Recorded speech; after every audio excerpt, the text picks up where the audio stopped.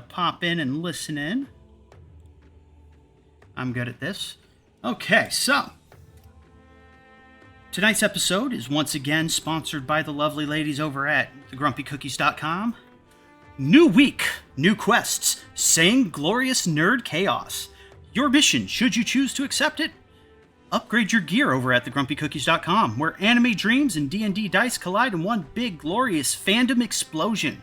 We've got shirts so epic that even your favorite shonen protagonist would pause mid-power-up to compliment you. Hats cooler than a level 20 ice mage. And accessories so charming, your charisma modifier might just go up IRL. So whether you're training for the next tournament arc, plotting your next Nat 20 moment, or just trying to look awesome while debating which Star Wars trilogy was actually the best, thegrumpycookies.com has your back, your front, and probably your dice bag too. Power up your wardrobe. Roll for style. Only at thegrumpycookies.com, where every outfit is a critical hit. That was a fun one. So, I'm going to join my friends in the voice chat for the recap tonight. We are once again joined by Tiger Soul, HK, Lord Offler, Hammer God, and Nolly for the Shadows of Despair. Let me shift our tone once more.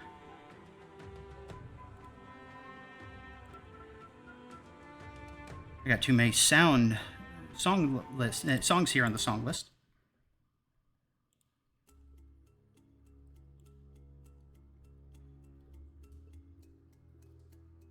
It's not useful language. Hello there, my friends. Hello. We are going to dive into our recap now. Where are the notes? All right. It's so, tagged. It's pinned in the party chat. Okay, so where are my notes? My notes are right. Is that it? That is not it. Let's go. Okay. I got a lot of notes to dig through. I am sorry. There it is. Okay, so as you guys headed north, leaving the last of the peaceful countryside, entering into this dog stomping around, this horrifying display of carnage in this ruined village. The stench hits you first. The rotting flesh and spilled blood, heavy in the back of your throat. This village square is a killing field. Bodies of villagers lie everywhere, slumped from windows, draped over fences, collapsed in doorways. Intermixed with them are the scattered remains of undead, broken skeletons, twitching zombie husks already sinking back into stillness. The sound of combat you've chased here is gone. In its place comes a raw animal scream that shakes the air, followed by ragged, wrenching sobs. You round the corner, and the sight freezes you. At the center of the square kneels a tiefling man, skin deep crimson, his body shaking with grief. In his arms, he cradles the decayed remains of a human woman, rocking her gently as if she might stir again. His sobs echo off the ruined homes, filling the square with grief thick enough to choke on. Around him lies the signs of a battle hard fought and lost. A half-orc in broken plate cleaved nearly in two. A dwarf with half his face stripped away, axe still gripped in his stiff fingers. A human rogue sprawled in a pool of blood, his cloak shredded and torn like ragged wings, all of them dead. The air hangs heavy, flies swarm, and the smell burns your nose. At the square's heart, the lone survivor holds on to what the dead can no longer give. So I ask you, my friends, what do you do?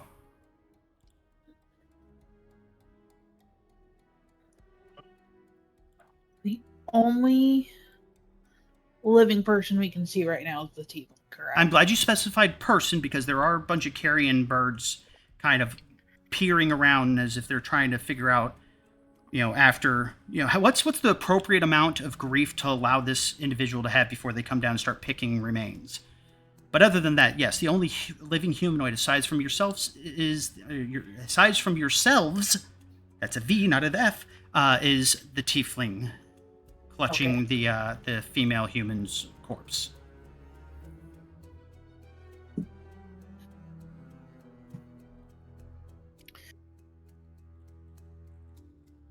trying to think.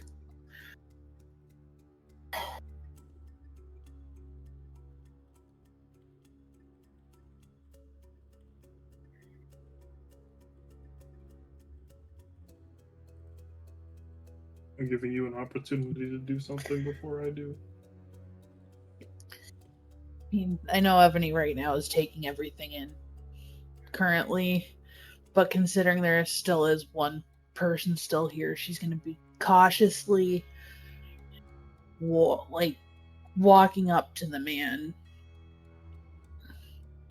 She's not going to say anything, but she's just going to let the tiefling talk when he's ready, because with everything going on, it's going to take a little bit of grace to probably ask what's going on. So you want to give him a few more moments to kind of stew in his moment of grief and anguish. Is that what I'm Yes. picking up? Yes. Is the whole party kind of not necessarily crowding, but kind of filtering into the courtyard there with Ebony? Is there not to be that guy, but is there a battle map so we could actually kind of see what it looks like? No, there is no battle map. Okay. Because up front, it was not intended to be a outright combat scenario. Oh, and I just realized I am still on the start screen. Let me fix that.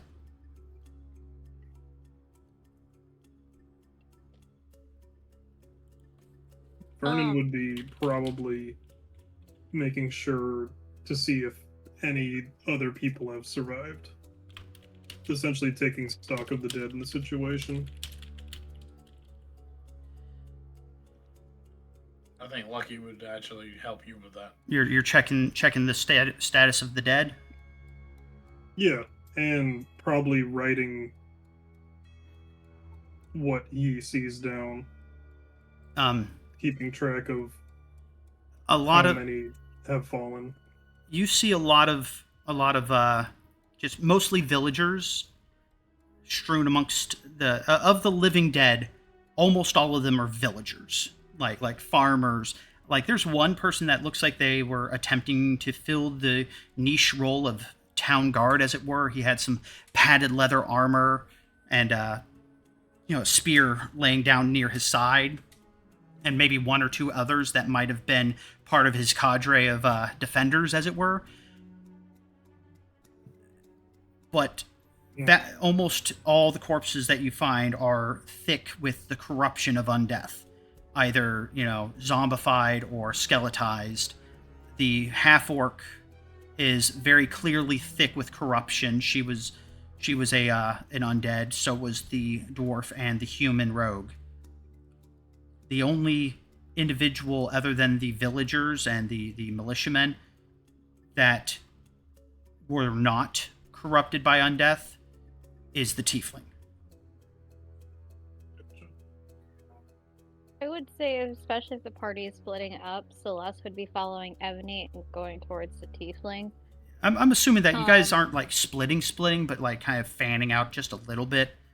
That way, you know, if as you guys approach, he doesn't feel crowded or potentially oppressed. Yeah, for sure. And if he seems that he's aware of the parties nearby, she would probably get a little bit closer than Ebony. All right, so everybody hold your thoughts for a moment.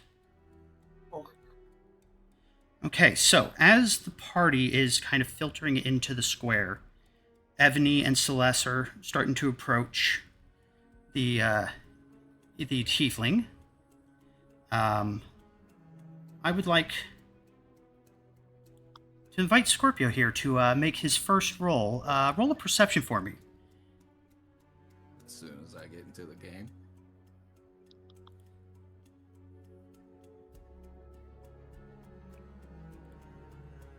All right.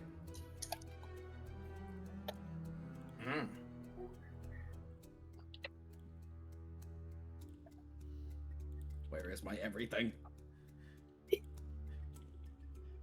We had to wait until the last minute to bring him. Correct? Yes, sir. We had to wait until the last minute for him to join the game, otherwise the surprise would have been spoiled. Yeah. Makes sense.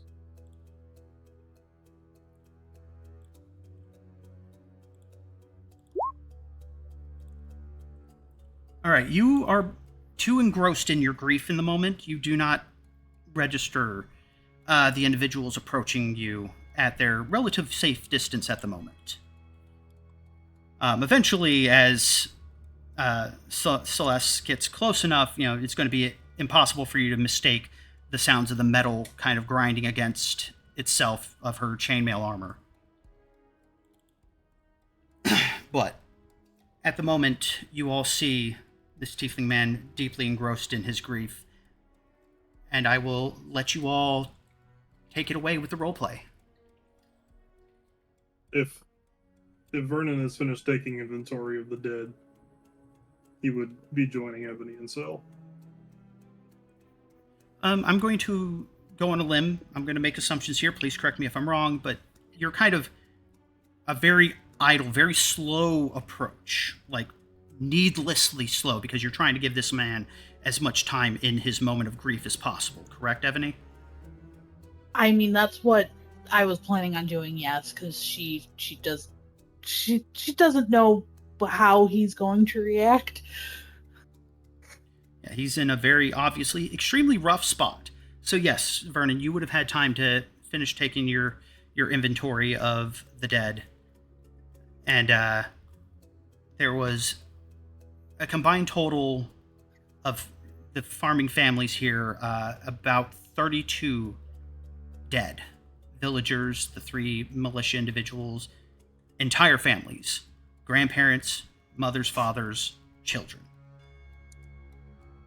An entire bloodline potentially has been wiped out here. Oh, jeez.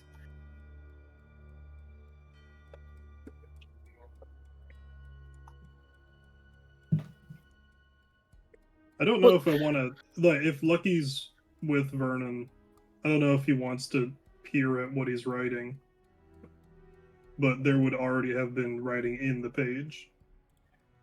Lucky would be unnaturally on edge. He'd be keeping an eye out more than anything else at this point. What's the name of this town? You do not know. You don't have to. We don't That's know. okay. It is one of the many tiny villages that are not named on the map.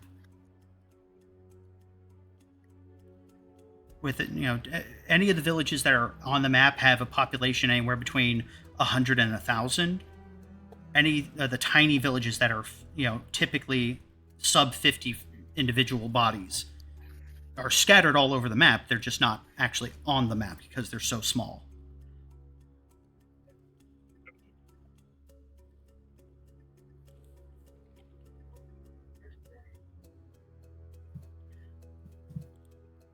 Well, if nobody's going to do anything, Vernon's going to put his little book away and approach the tiefling man and drop down onto a knee a good 2 or 3 feet away, just so he can see him.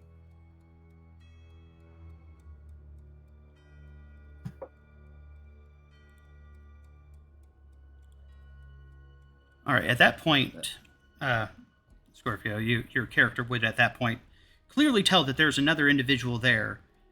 Let me double check your sheet, just so I can see what your passive perception is to see what you would glean at a glance. All right, at a glance, it's pretty hard for you to miss. I'm assuming your shield is strapped to your arm, Vernon?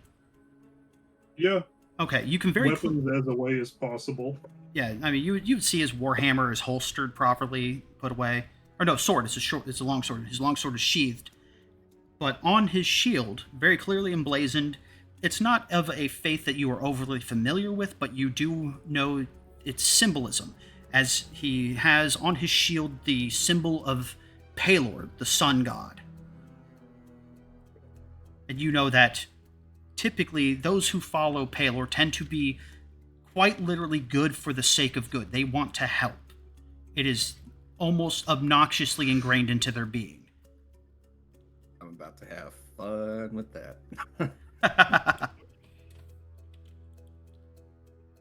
Eventually, go ahead. I was gonna say you follow a god because the aspects you want to have in yourself, not because of who you are.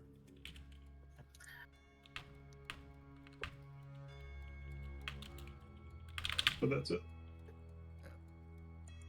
Finally taking notice of the fact that there's actually someone else living other than himself, he'll finally come to a stop with the rocking that he's been doing with the... and just slowly pull his head out of the corpse's hair and look at you. And give kind of a smirk that definitely does not reach his eyes. A little late to bring the sunshine, isn't it?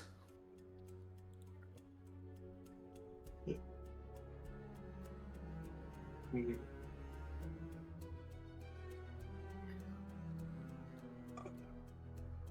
Vernon doesn't even know what to say to that. This is not. Okay, Vernon is going to gesture to the corpse, kind of see if he can have them for a second to check if they're even alive. I think he did say she was decaying earlier.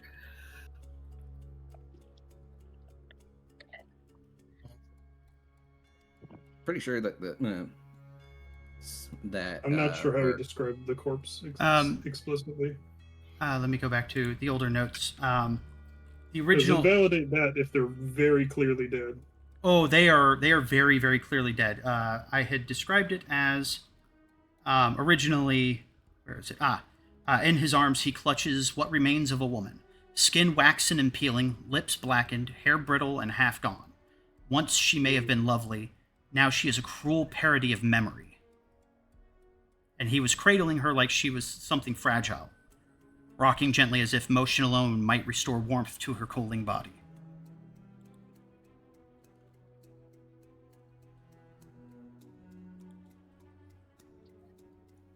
If you would like to, That you is may in the line of reach out with your divine sense. Hmm. We may be too late to help, but it's not too late to get justice. Justice. He'll look away and look back to the corpse. Start kind of tearing up again before setting his face in just a blank mask. Justice Company. is for weakness. The only thing I care about right now is vengeance. And then he'll look back. If you want to help, then start collecting bodies. But leave my sorry. friends to me.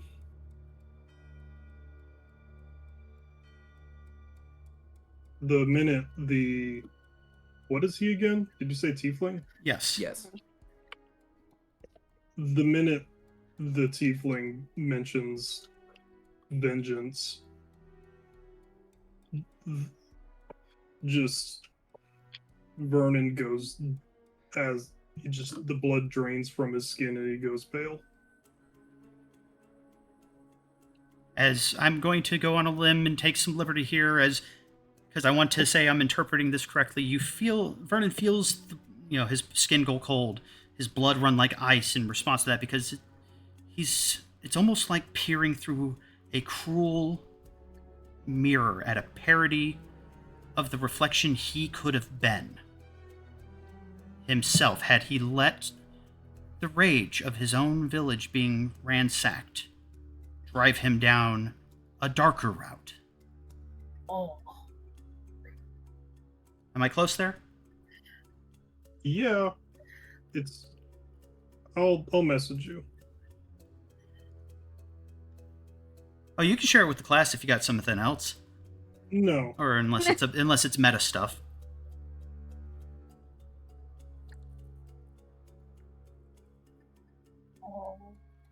At least that's what I was picking up from what you were putting down there for a moment.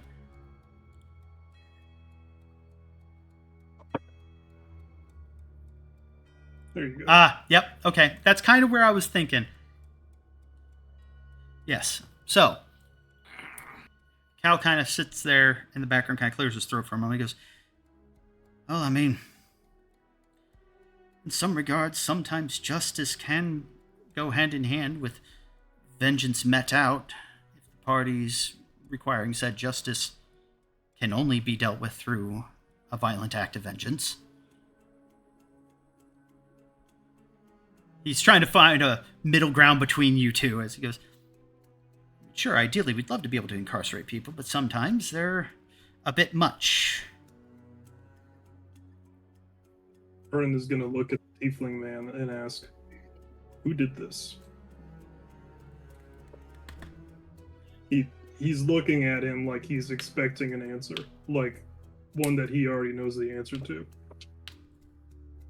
And correct me if I'm wrong, but I know the names of the people that did this. Yes, you do. If you would like me to, we can have me regurgitate it for you. I've got it. Vernon has pulled out his little notepad again. Yeah, it's in your pinned messages. Yep. It's the second pin down. Yeah. As you ask that, his face just falls from that blank mask and forms effectively a snarl, and you can really feel the rage radiating off of him. Ooh. A quartet of fucking curs. Veros, Cadmus, Soren, Odwin. He's saying, and just saying each of those names like a curse.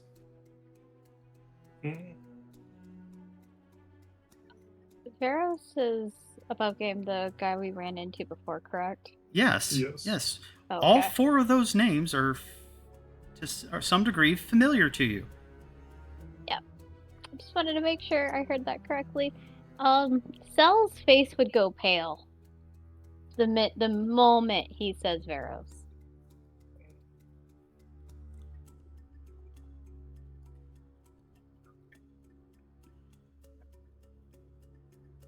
So, And then I would say she probably starts, even though she probably realistically knows that everyone, like that the group is long gone, she'll probably start trying to look around, at least quickly glance, trying not to look at all the bodies, and seeing if, almost like out of a mild fear, as if speaking their names is gonna summon them back. Oh yeah, that's right. I think I also had you roll a con save already for managing yourself. I can roll it again.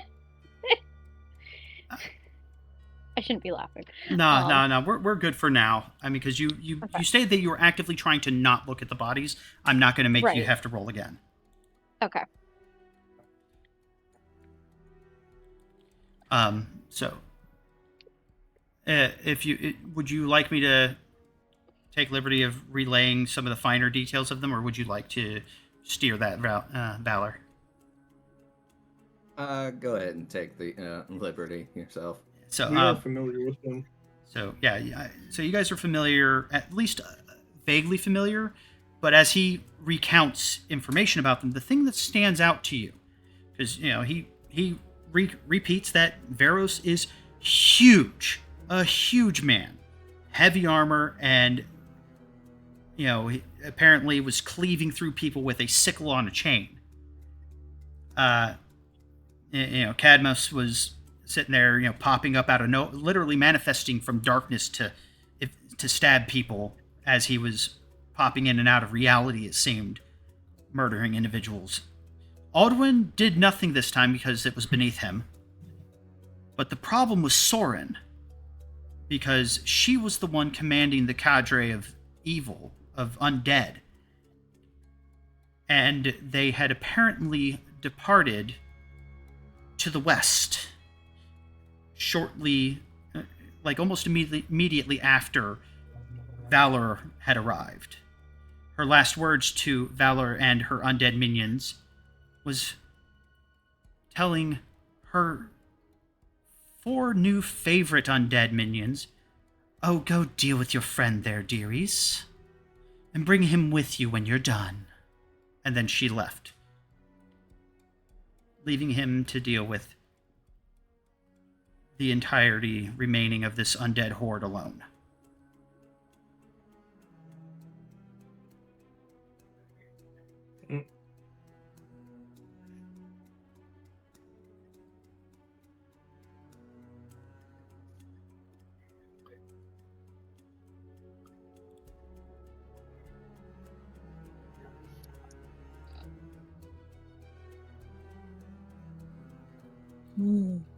But yes, as he described what each of them were doing, back to your notes, Verdon, you are vividly aware of which individuals were slain by Veros and and Cadmus based off of the description of the weapons used. You know, one of the militiamen, along with 2 of the older, more muscular farmers, were each one killed by a single blow into the side of the neck and then out the front of it.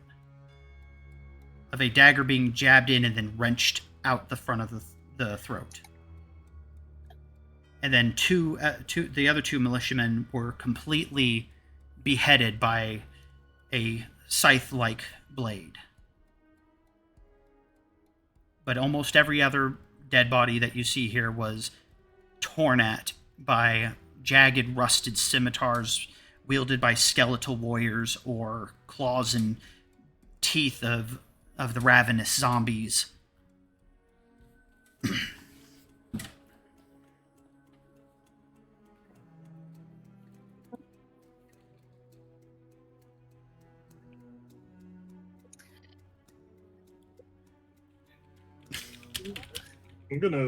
Vernon is gonna kind of look the tiefling man up and down, see.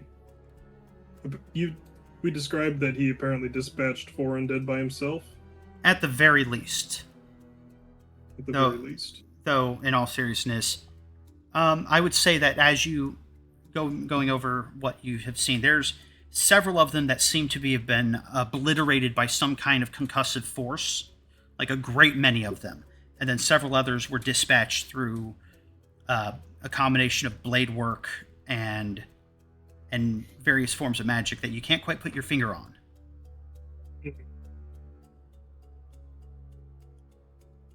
But roll me an insight, just to see what kind of bead you're getting on this whole scenario.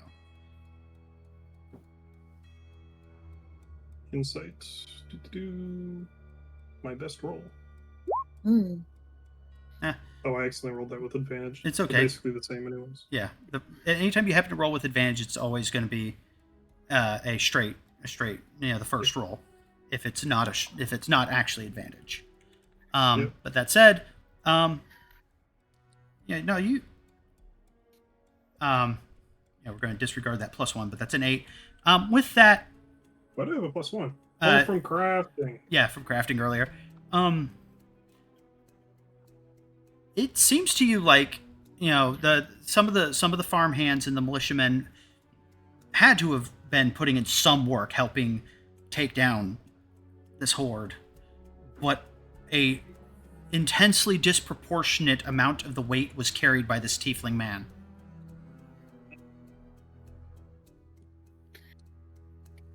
But that all said, now that everybody's kind of taken a more intense stock of you, Vernon, would you like to describe yourself more in detail, including maybe your armor and any potential visible weapons and so on and so forth?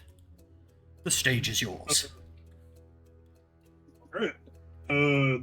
Or not Vernon, sorry, too many V names. Valor, I meant Valor, sorry. Oh. I was like, sure, yeah. Like the moment you started talking, I was like, I said Vernon, didn't I? I'm so bad at this. We're the V gang. The V gang. V for victory. But anyways, so Valor, the stage is yours. Pretty much same as what was already described. He's got fairly well kept long black hair that falls about to his neck. For the most part, not seemingly to wear much in the way of armor. Some very well. Hold on, I gotta actually look at my stuff. It's down at the very bottom of your list, of your It's all inventory list. good.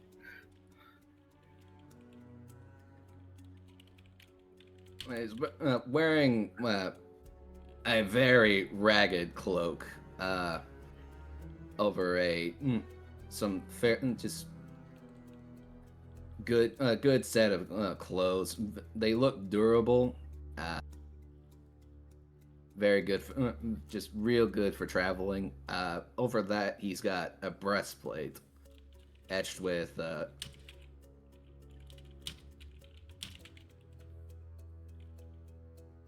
I never actually figured out what this mark was going to be. It's etched with a symbol. And,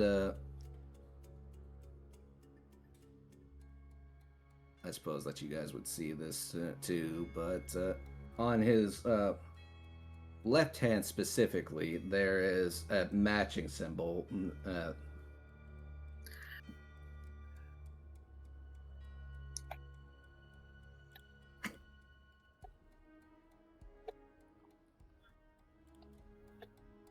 Trying to think of what else. I think that's it for right now. Got all the important bits. Oh, he has also got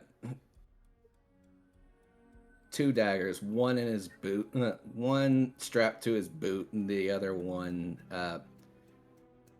probably hidden away, not quite hidden away, but just out of sight unless you're paying attention on his hip. And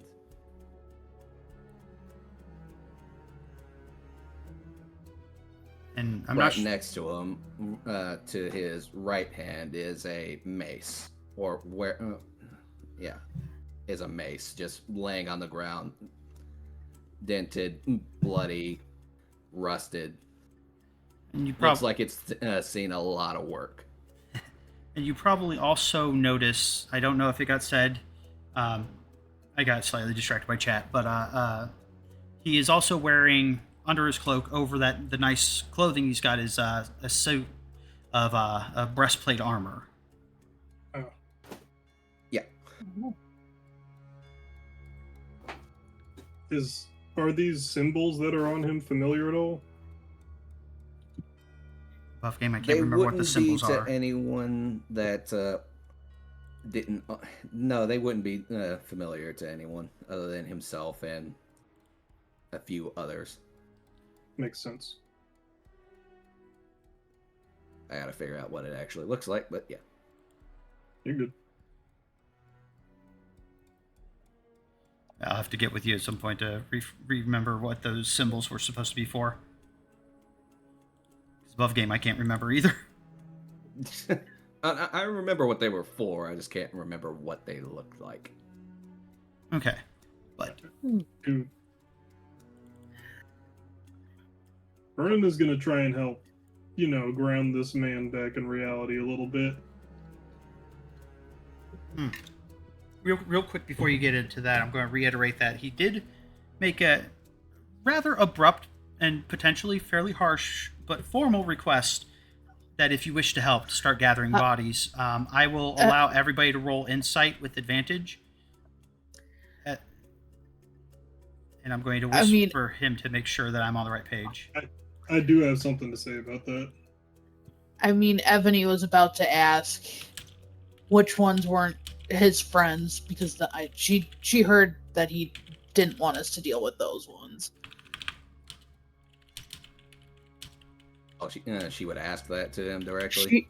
She would ask, yeah, because him and Vernon seem to be in their own little bubble right now.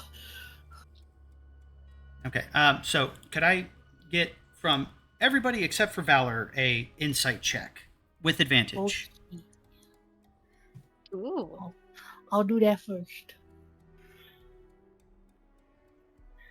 I mean, I was already like dragging bodies into a pile, so in the background.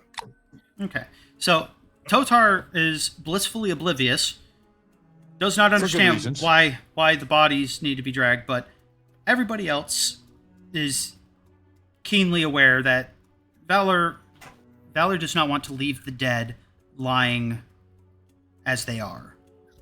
He is also fully aware that there's no way in hell you guys are going to have the time to dig this many graves and get after those who need getting after. He wants to set up a funeral pyre. It's unfortunately a mass funeral pyre, but he wants to burn the bodies rather than leaving them for either the witch to come back and reanimate, which would be the worst case scenario. We've done this before. Last time we went to a village that was attacked, we burned everybody. Yep. Yeah. Yeah. That's why I gave you advantage. Yep.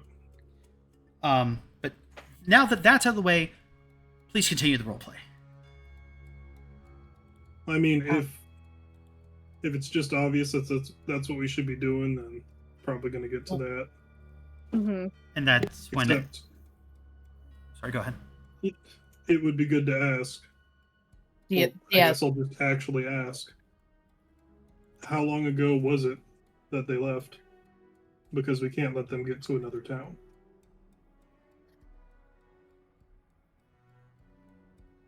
How long have I been was I in combat? The combat lasted a little bit longer than you would have liked, but you were solo, and for lack of better terms, you were doing a hell of a lot of kiting, Yeah. to use MMO terms.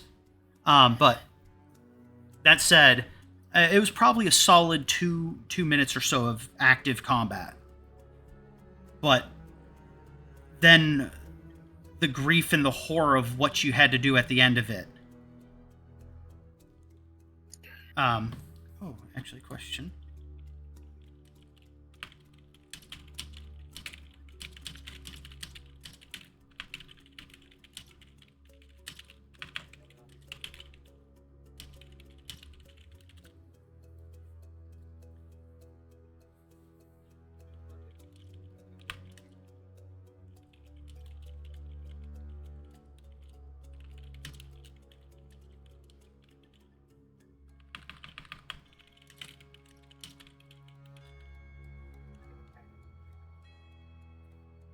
I had to ask Scorpio a very, very important question before I give the next little bit of detail.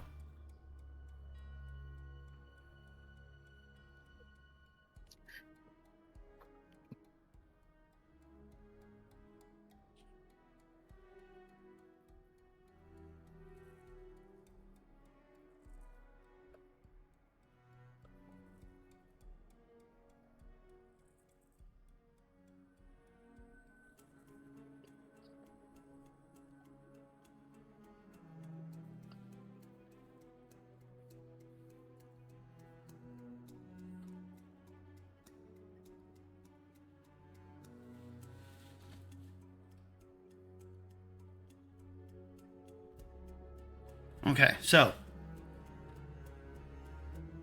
Evany, as you probably approach to get ready to ask about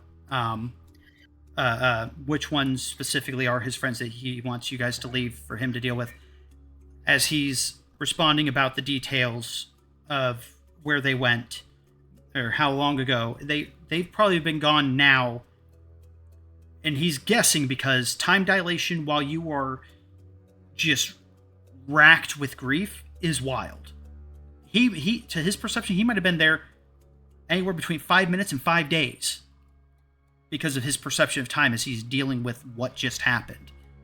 In reality, it could be anywhere between 10 and 20 minutes, probably no more than a half an hour, but he can't say for sure because of what he just went through. Am I coming through clear? Yeah. Okay. Yeah. Discord's doing weird stuff. Discord's always doing weird stuff. I was watching the latency go from green to red and back again.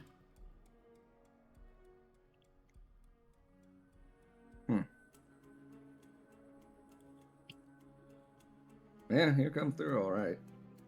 Yeah, you're pretty solid on our end. All right, double check, make sure I'm not dropping frames on Twitch. Okay. So Evany, as you're walking up, as he's regaling this information, you, being closer, notice something about the wound that returned the undead woman to death was a very, very deep gash, almost partially bisecting her from the clavicle down. But it seems almost like it was seared as well in a way that you've seen Vernon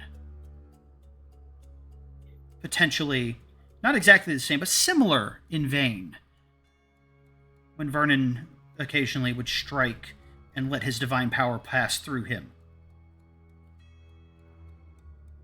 Just little details. But yeah, so it's been...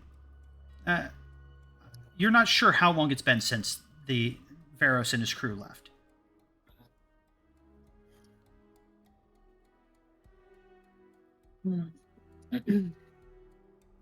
So I can't. What I know just from. No, she wouldn't know death that well. Yeah, necromancy is not a school of magic that is extensively studied by you. No. And even then, friggin', my brain. Oladris did very rudimentary studies of it. He wasn't that interested in necrotic magics in general. It's not flashy enough for him. Are more. It's like hers is more fey and evocation anyway. Yeah. Evocation, conjuration. Yeah. But either way, she does look at Valor after checking out the body. And looks him again.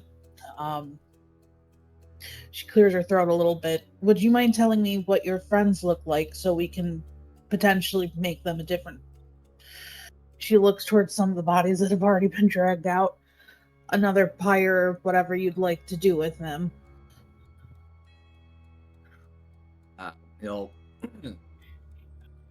look at Evany and then finally rise to his feet with the body in his arms and as best as he can point out towards the bit towards the dwarf, the orc, and the rogue. Thaldern, Marva, and Finn. Jesus Christ. Dealing with a little bit of a sickness. And Frennick. They are mine.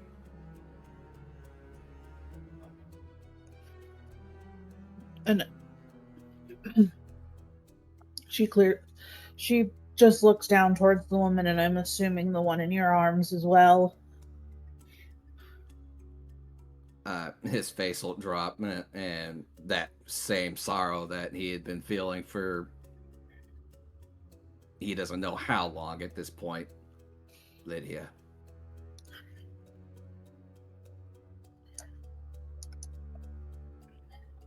Ebony just, without trying to get too much into his space, just kind of gives him a small, like, because she doesn't know him that well, but she's being very empathetic. Gives him a small little pat on the arm where she can. We'll leave them to you so you can say your goodbyes while we round up the other villagers.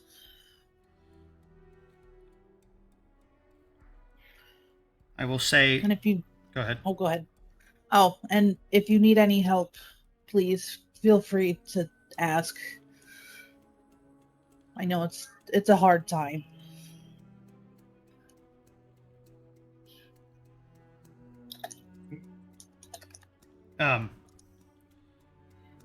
While you guys are moving bodies, after assisting with a couple of them, Cal gets a brilliant idea, and after a few moments,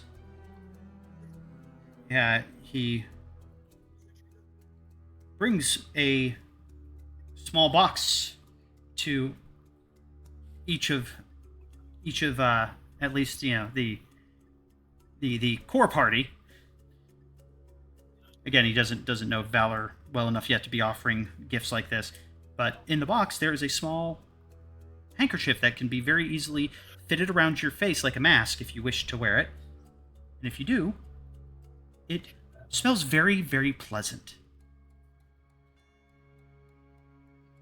It smells almost like rose hips, which is very floral, very bright. And while worn and held against your face, you can't really smell anything else to help offset the smell of death.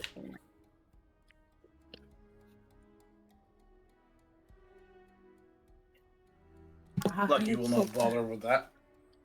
Yeah, Vernon just gives it back. Cal just kind of nods. He goes, "Figured I'd offer it to help."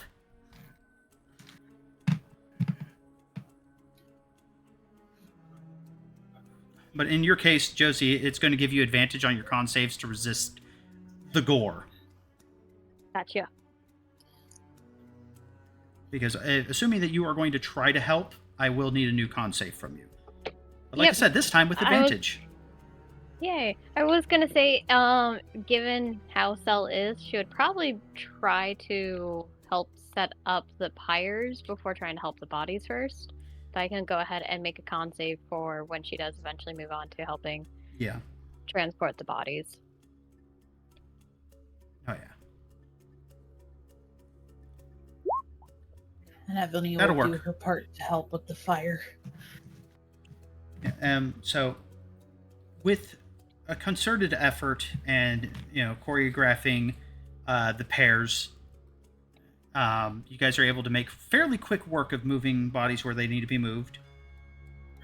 But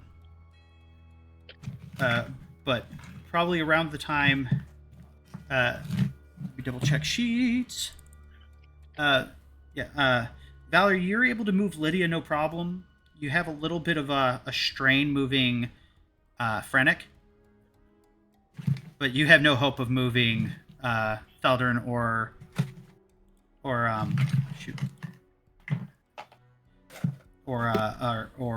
Mavra on your own. He's going to still doggedly try and probably trip himself up more than one occasion, and curse himself and everything, and just the general situation. As you're doing that, Cal approaches. Cal is a very tall, very, very broad human man, wearing nothing that looks like it resembles armor.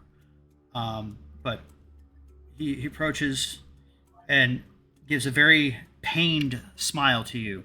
He goes, "I can't pretend to understand the pain you're going through, but know that it's when we are at our lowest that it truly is the best time to ask for just a little bit of help. Would you let me shoulder part of this burden with you?" He'll look up from his most recent attempt, look away, then just nod wordlessly. And Cal is not going to... He does not wish to emasculate you while you are going through this rough time, so he is not going to take all of it onto himself to make it easy for you, but he is going to make it possible for you to be able to shoulder the burden in a way that makes it feel like you did your friends right. Back to doggedly moving corpses. Oh boy. But as you guys get them arranged, your 4 friends as you wished them to be arranged, Cal and Evany would probably deliver to you a torch for your pyre, and I'm going to assume that you would be all right with letting the follower of Palor perhaps read the last rites to the villagers while you took care of your friends. He'll look at the torch first and then shake his head before raising his hands and gathering bits and pieces of whatever flames are around him and pushing his hands forward over his friends' bodies and casting where is it? Burning Hands. Ah. He properly sends his friends off in a proper deluge of fire. Yeah. And that done, he'll both of his hands together as if he's gripping something and summon forth his great sword.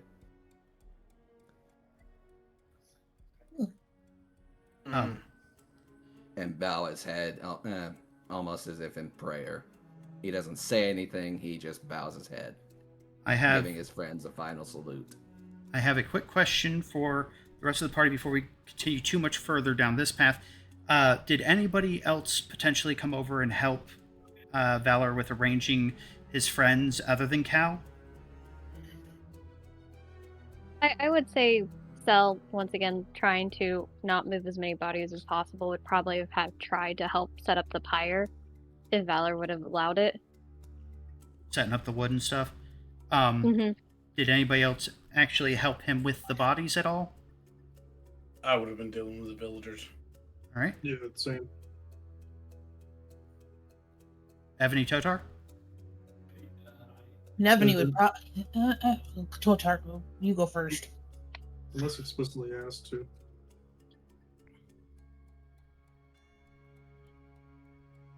Totar's there. Totar said that. Earlier, but Yeah. that was a while ago. Oh, okay. Oh yeah, he did. Like, is he still gone?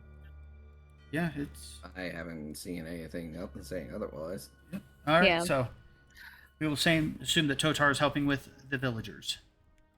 Yeah, and I mean, Ebony won't be as much help, but she would have been going between the two, Okay. just to make sure everything, would have probably lit correctly, just so once they are cremated, like we don't have to do as much checking.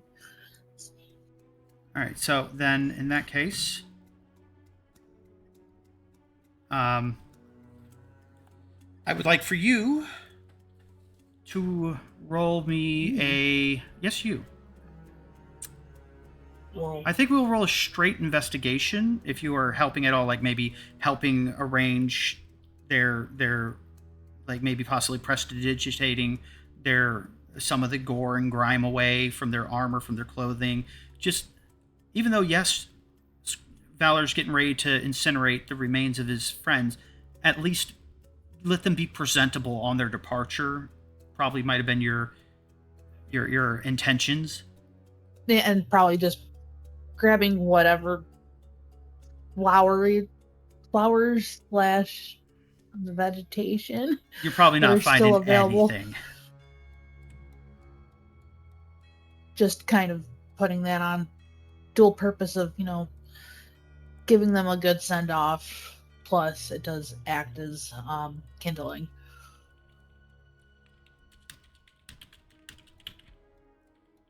And I will make sure to mend a lot of their clothing.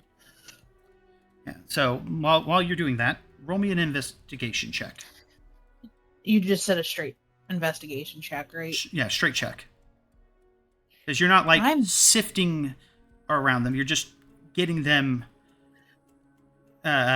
presentable for, like, as if you're getting somebody ready for an open casket funeral type situation of viewing.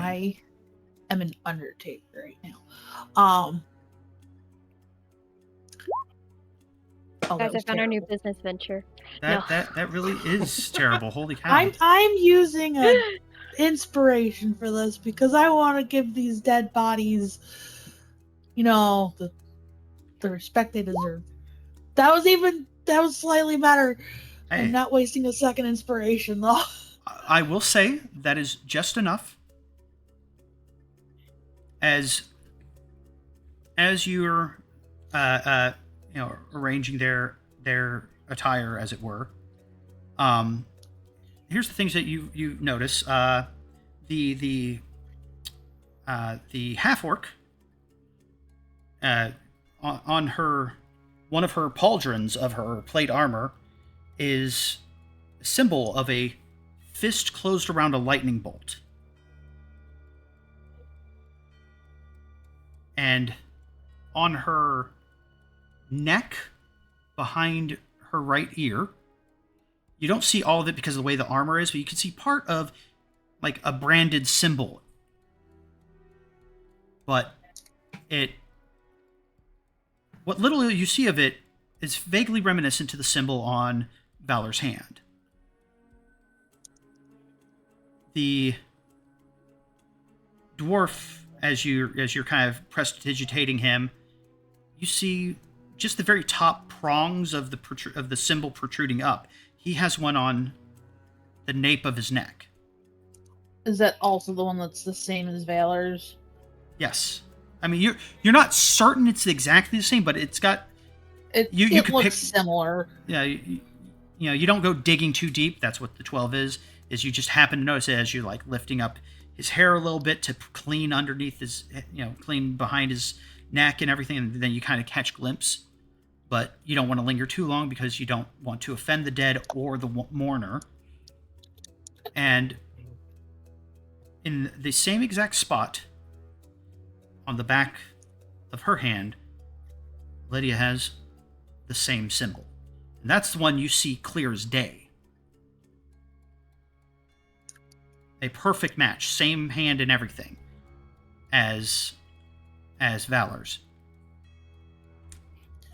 And the rogue, which at first you guys thought he was human as you approached, because of the he didn't seem overly graceful, but as he's now laid face up, his hood down, you can see the faint angling of his ears. He's a half elf, and his symbol is prominent, boldly presented on his cheek.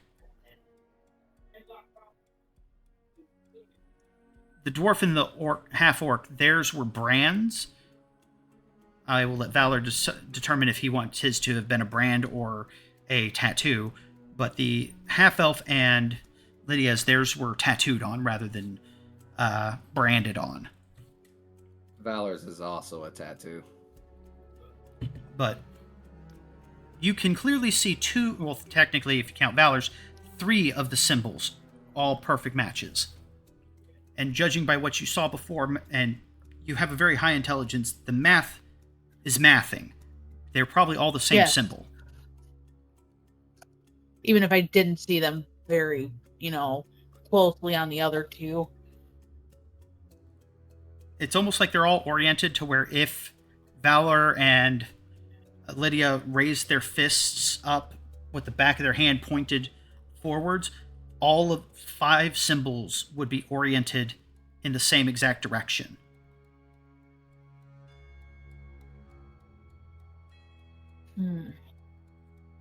She'll mentally make a note of this, but right now it is not the right time to ask. Also, roll me a religion check. Oh, well, she ain't the best at these, but she's got a little dabbling. You don't I'm know not re-rolling that. You don't know too much about the deity in question, but you do recognize the symbol from the temple district. The half orc, judging by the armor she wore, was a follower of Heronius. That's the extent of your knowledge. You do know that the temple for Heronius within the temple district, it's not as prominent as the temple of Palor, but it's like right next door, and it's directly across the large temple square from the Temple of Bane. And the few times that you've been there, you have seen the paladins of both orders genuinely, intensely eye-fucking each other. Oh, no. There is a mutually sustained hate boner over there. Ebony may go to Celeste or Vernon at the more appropriate time to learn more. But again, she is going to keep this to herself for just a little bit because we are trying to respectfully send them off. I will say that when you see him summon his sword, placing the tip into the ground and bowing his head in prayer, considering you and Cal are the ones closest, you see that same symbol is on his sword. Of Heronius? Yes. Okay. It is on the handguard. So that, like, currently the fist is upside down with the lightning bolt kind of pointing up because he's got the sword oriented downwards. But yeah. When he brandishes it upright, it's the proper orientation of the fist clutching the lightning bolt pointed down.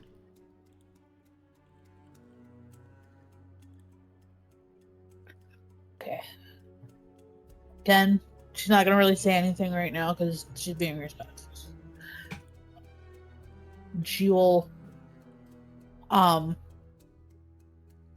once she is done helping with the pyre for Valor's friends, she will go over to the other one to help start whatever little ceremony we are going to give the other villagers. She will probably be helping set that on fire.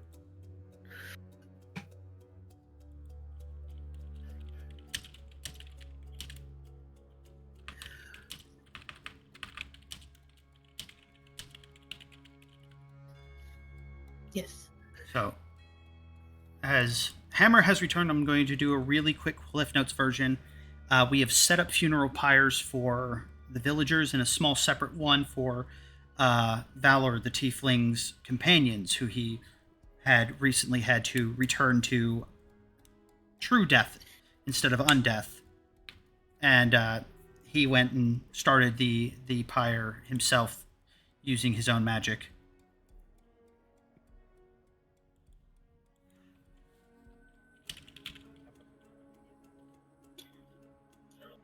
Okay. So right now we're going through the funeral processions. Yes. Yes. That said, just double checking stuff.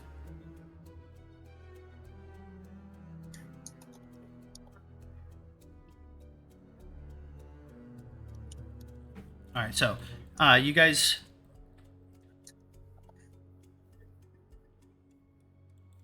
Let me double check something.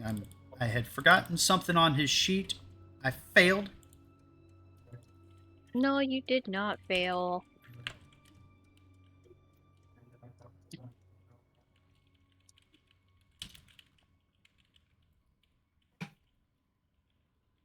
To be fair, it was also a thing that I should have remembered because, Don't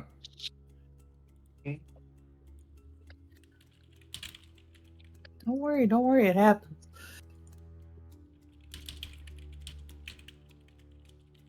No, it doesn't. You're the only person it's ever happened to. We're making fun of you behind the scenes.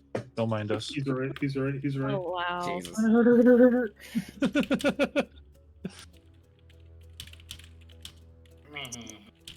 I've definitely never forgotten something about my character sheet, my character, or anything ever.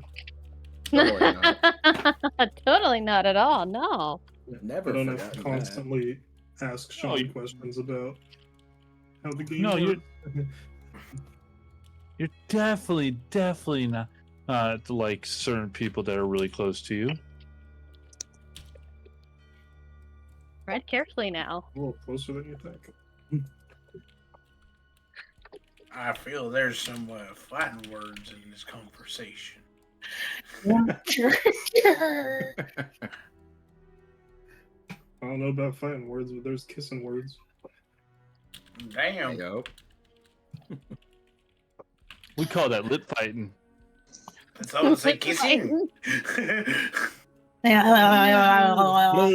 than derailing the that. We're not The- derailing. He went Sean- silent. There's a Sean difference. leaves for a fucking minute. We all go to hell. I go quiet for a moment, and the I'm so degen sorry.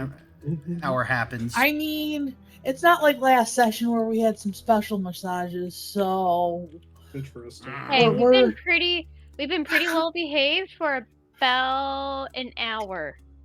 I was about to say 2 minutes. Well, this would be the Yeah, second. that was a really good massage. This would be the second time you brought a group of us together today.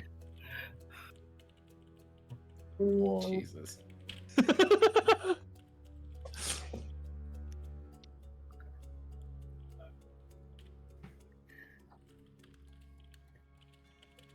Damn.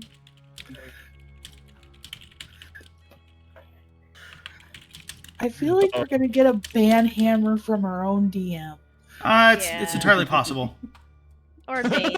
Or- I think it's more of a Bane. I don't think he would outright ban us. I've gone mostly Oh, silent for no. that reason. You're banned from fighting this round. Enjoy. Roll, Let's knock us down, but we can only become more powerful. roll a wisdom saving Evan, throw at you can't disadvantage. Oh, you failed? You're stunned. No, I'm not. I'm not that Oh, mean. no, I'm look not at that I mean. skip a turn. That's me with not the ones anyway. Well, no. Stunned means you get crit too, Yep. I'll bring it on. and every attack against you is with that advantage. Any attack that hits him does the whole health bar anyways. Oh, you're not wrong. Anyways, so Oh, hold on. there you are, I got a Valor. gift I for put this. it. I put it down into your rune. I don't know if that's exactly what we had planned originally, but that's what it is now. Yeah, that works. All right, so that all said, as you wrap up the well, for lack of better terms, the funerals, in total, I would like, if I remember correctly, we took Tollig and Pepper, correct, or Beast? Tollig and Beast, or did we take Pepper and Beast? We took Pepper and Pepper or and Beast. Pepper and Beast. Beast. Pepper and Yeah. Yeah, Beast. because they can talk to each other. That's right. Okay. I had forgotten that was the They have why. Conversations about us behind closed, not closed doors. They just have conversations about us. Yes, they do.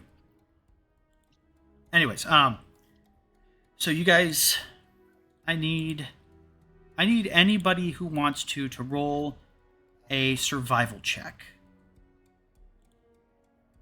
See if we survive. Everybody, including Pepper and Beast. Yes. Is this Alright. just public or GM? To GM. Wrong button. That was Ebony. She's terrible. Let me get the Pepper. Pepper's gonna have such a better. Hers is not that much better. Oh, well, that's consistent, Lucky. Spectacular. That is Pepper's. Because if I just took your previous roll and just used your survival bonus, it would have been the same.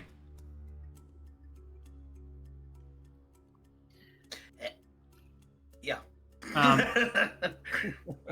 right, so Totar, I'm assuming that second roll from you was Beast, correct? That is correct. Okay, I was pretty I sure it forgot to was. put the token on. You're good. Okay, so that said, Pepper and Beast almost simultaneously, like you guys are all checking for signs of, rate of travel as you guys start. I'm going to go on a limb and assume that you guys are going to fall in with Valor as I'm also going to go on a limb here. Valor, I'm assuming that as soon as all that's done, you either shoulder the weapon or banish the weapon and start heading west in pursuit of Varos and his crew. Oh yeah, it's hunt time. He'll banish the weapon and just start walking west. So I'm But going to. he'll pause at one point before he gets out of the town center, look back to everyone, and just say, "Well, are we on the hunt, or am I doing this alone?" To that, Cal looks to the party. Beast looks to A Totar. good hunt is what is needed. You say that, Beast's tongue lolls out of his mouth because he heard good and he heard hunt. And he knows both those words and he likes both those words. And for your information, Valor, Beast, the big dog that's next to the big man Vernon, he's a big fucking dog. He does not know common except for a very select few words. And Totar said a couple of his, top 10 words in the same sentence. Yes.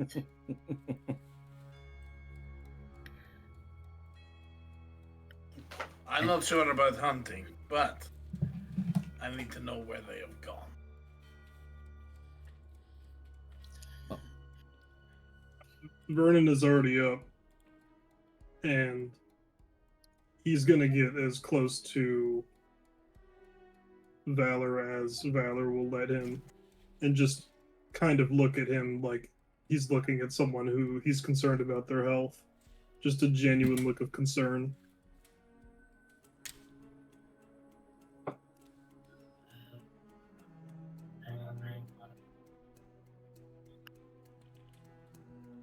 Waiting for input from others before I do things. Oh, Ebony's not really gonna say much, but you can clearly see that she's like a little tense, especially after the last time we fought these people. But she's following probably close to Totar and Beast right now, and if Totar wants to say anything else to Beast, she's probably translating for him.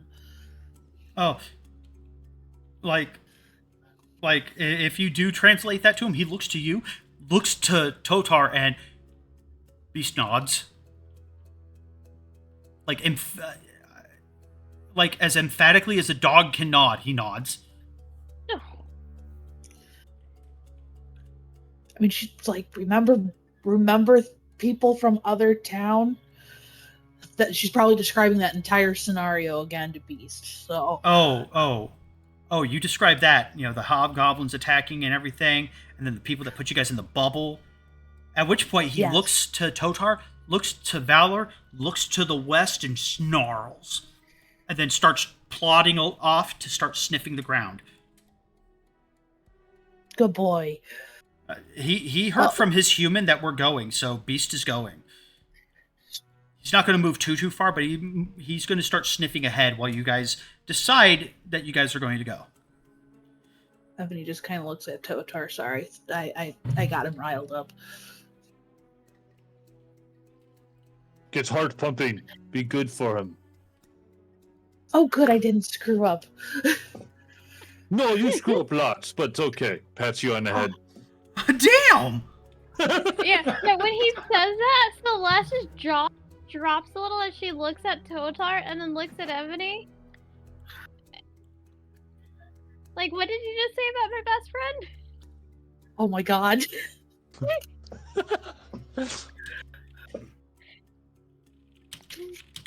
Kind of cockhead. What? But you're all Mr. like perfect over here? No. I make many mistakes. I understanding one's mistakes makes you better. You're not wrong. Ah, see? Even the one who makes all the mistakes. She understands. Goddamn. Valor just kind of rolls his eyes at this little bit of banter and starts walking again. When he starts walking away, Celeste doesn't even respond anymore, realizing that, there are far more serious things about, and just kind of just ends up just walking a little bit. Anthony just looks back at Totar like, did you do that to get her riled up? Totar nods. Everyone needs riled. Something bad's coming. We all need to be ready. Sluggish. She just sticks out her hand for a good, quick handshake. All right, we should probably keep going. Must keep up a man. He seems angry. Must get him level-headed. Ah, that's true. So, as you guys head out just outside of town and start kind of taking stock of the path of travel that your quarry had taken, between Pepper and Beast in particular catch the trail and exactly the direction they're going. I mean, Lucky also gets a good idea of the general path of travel, and that they did not leave all of their forces at this village,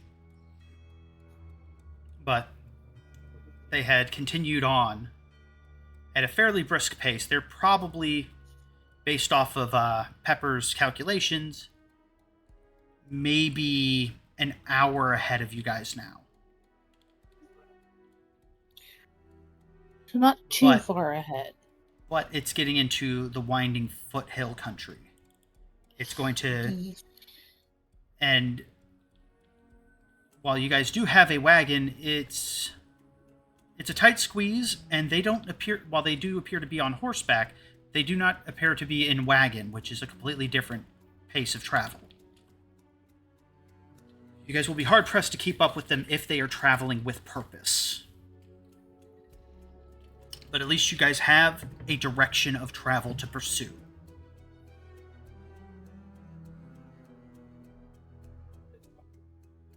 So, Is it in a very specific direction, which Lucky would be very concerned about?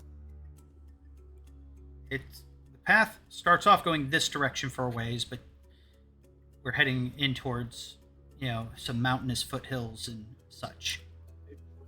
Right, so it's not going towards... Right, that's fine. Yeah, they stopped. They were traveling straight south, and then something happened that made them say, "No, we're going to go this way now."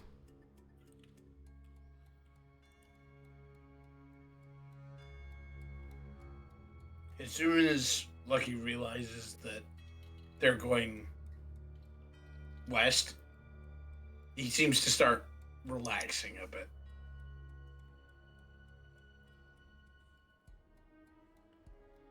So, as you guys travel, I'm going to assume you get the wagon going. Valor, would you accept a ride in the wagon, considering it is much faster than on foot?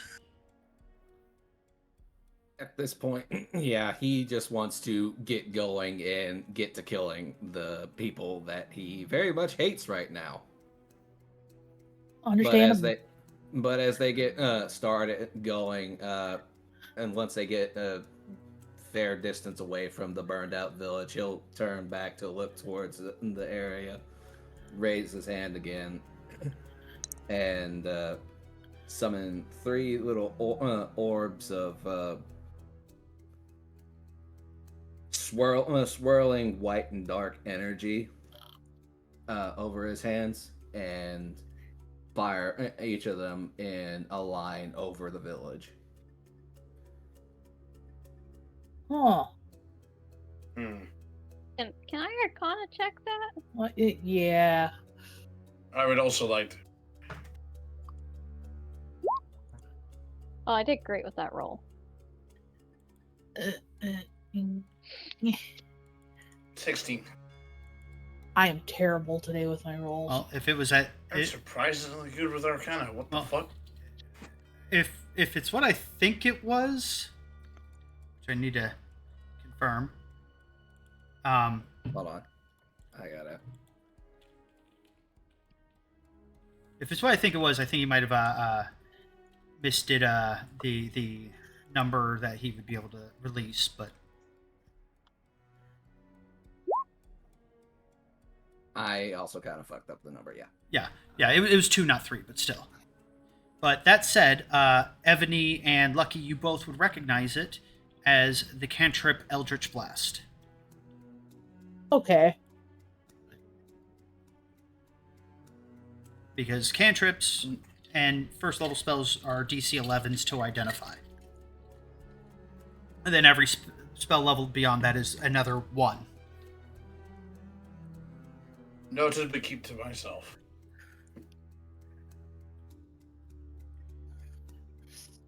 Similarly, right now is probably not the best time to bring stuff up, but she just nods and acknowledges it. So, as you guys are riding along, you have a bit of time for a little bit more role play after, the tension kind of mellows a little bit, because naturally it's still raw, it still hurts, but as you physically distance from the core center of recent anguish, it makes it a little bit more tenable to have conversations amongst people you're traveling with. You're still tense, but you're not as wound as tightly as you were when they first encountered you. And that said, the floor is yours as you guys are traveling for a few hours.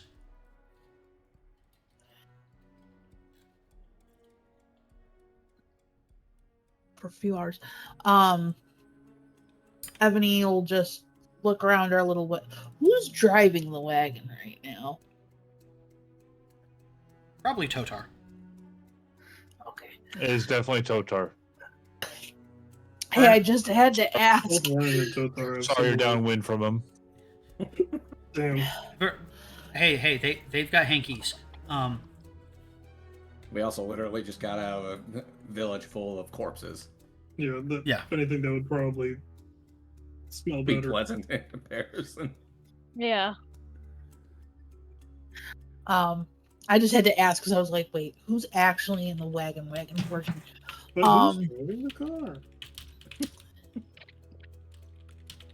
Ebony just kind of, as we're, getting out of that the death zone, Ebony will reach out.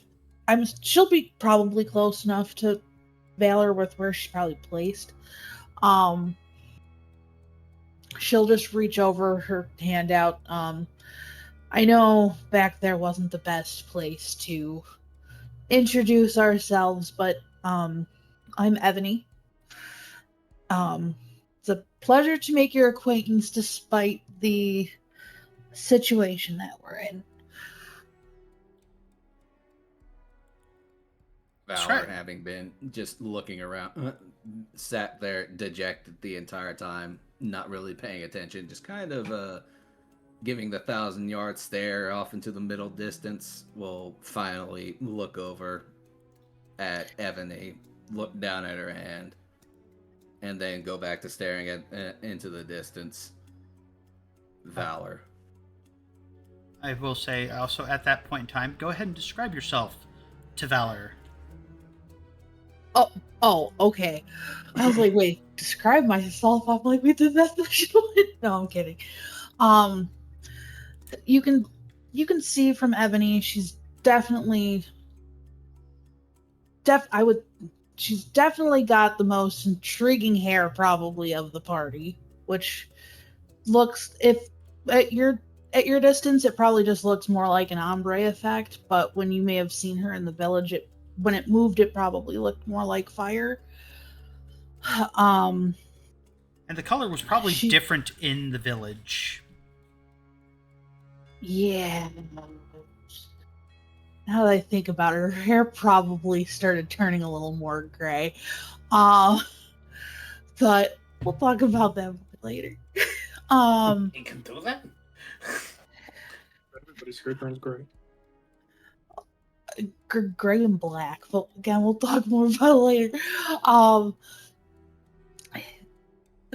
can't. She might. Did Lucky already give the poncho out? Yes, I would have given her everything I made for you guys. Okay, so you can see this. She's currently wearing a poncho with a particular emblem on it, but from what you can see, that's not the poncho. She's probably from a little bit more of a well-to-do family. It's a little bit fancier, but it's still practical for adventuring. And she's pretty, even despite everything, she's trying to stay level-headed, just because the situation we're in, and she's still somewhat processing what just happened back in the town.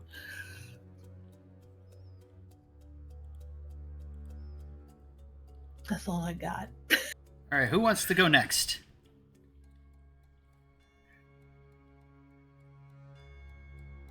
I would imagine Cell's probably sitting next to Ebony, so I can go next.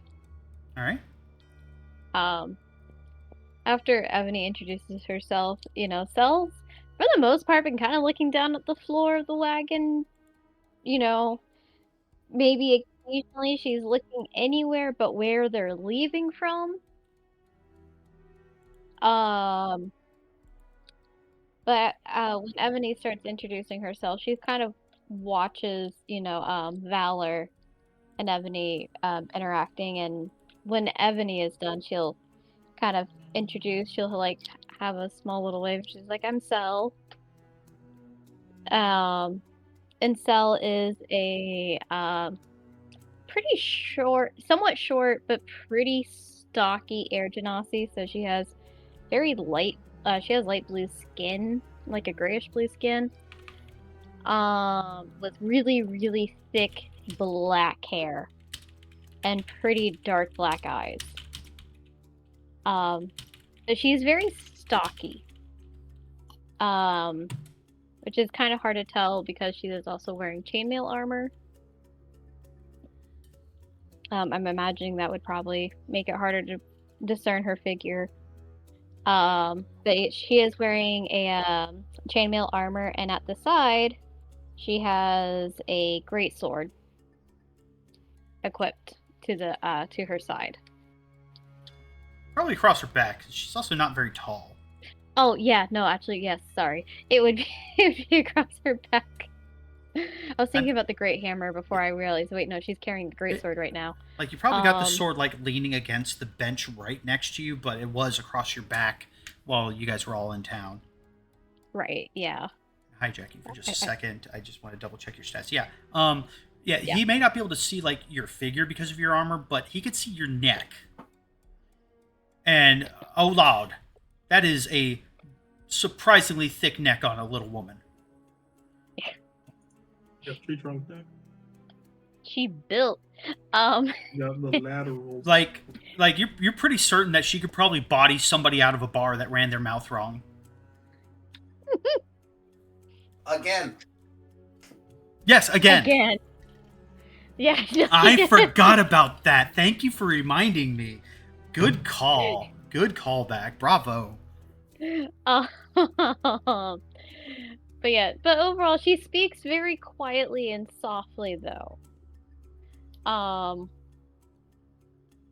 yeah, that is Cell.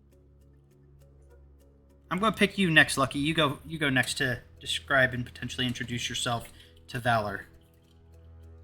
Okay, Doug. What you see in front of you is a 5'6" tabaxi, a cat man. He is ordained. Close. I mean, well, he could be. Oh God, help us all if he's ordained. I want you to be my officiant, please. I mean, there's a god of orphans and shit, so it's possible. 5'6" tabaxi man, ginger fur, eye patch over his right eye, wearing this massive fluffy coat, which looks like a patchwork quilt. It's wild because it looks patchwork, but it's immaculate. Like, its chaos is purely intentional. And wearing your typical trousers and these really nice thick leather boots he likes to wear. Adorned. That was But the word it's- you were shooting for. Adorned, that was it. There we go. Add that to my lexicon. But unlike the others who are being kind of friendly in the situation, he is just sitting there, one arm held in the elbow of the other, stroking his chin as he is just watching you with his one beady amber eye, just waiting to see what you... He's also sizing you up as well. I'll let the other introductions go before Valor responds into that, probably noticing that he's being eyed. Vernon, you're next, and then I'll let Totar go, and then I'll introduce the NPCs traveling with you guys. Where are we sitting in the wagon? You're probably more towards the front of the wagon, where it's a little bit more stable while you're working on some of your chain. I will say that, like, probably before I asked that question, I should have said, Vernon is trying to sit at least relatively close to Valor right now. All right, so then you might be towards the middle then. But I miss him. Gotcha. so I'm envisioning that like Cal or not Cal. We got Cal's probably at the very back, opposite of Vernon, with Ebony next to him, and then Cell, and then probably Lucky is in the seat closest to the front. So he's just kind of eyeballing him from across the entire wagon. And then you're probably next to him. And Beast is probably up on the front, and Pepper's probably sitting across from Lucky. That math kind of checks out to me. Sal, I think you're muted. I just heard you talking. Oh crap, I was muted. I drew Yep. a wagon for a seating chart. Oh dear, she Oh. did. Honestly, that's not a bad idea. I don't know if everybody here. I will take care of that real quick because I can reduce the tokens to make Whoa. them fit. Ebony was huge. Lucky's huge. I was going to try to destroy C. Down, boy. Imagine him all giant going, meow. Meow. The giant catnip. No, see what would probably happen though is he would just start knocking over skyscrapers like any other cat would. Like he just gets this immediate reaction of must hit. I'm actually going to do it like this, and just Like the whole because, part. so that That is stereotyping, and I resemble that remark. um, Just wait till I bring the tinfoil out.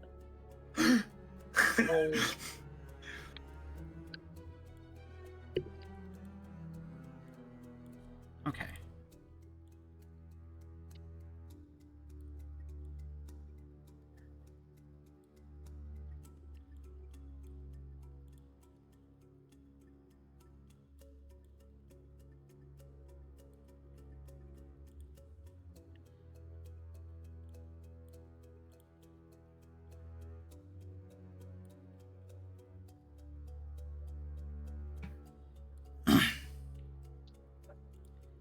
Many people. That's a lot of people. That's a lot of names. Yeah. Yeah. Oh boy. I still can't believe Pepper and Lucky are right across from each other. Oh, no. Rawr. Are you sure Lucky's just not staring into Pepper? Whoa. So okay. So now that that's done, Vernon, take it away again.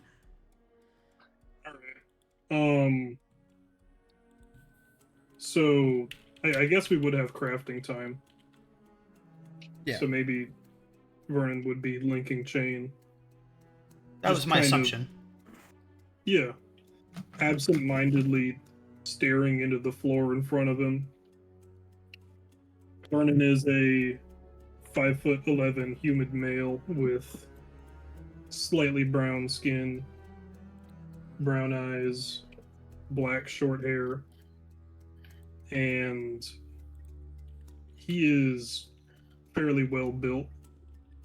He looks a little bit on the leaner side, like there's not a lot of body fat going on. And despite his stature, he's trying to look small because of the situation. Because of the situation. Like, it's a little uncomfortable.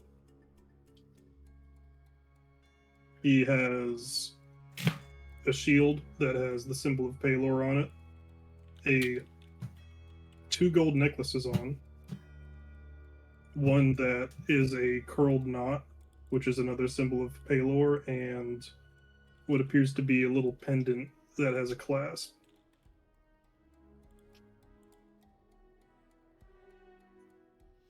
Vernon looks over to Valor and takes off one of his gloves and extends a handshake.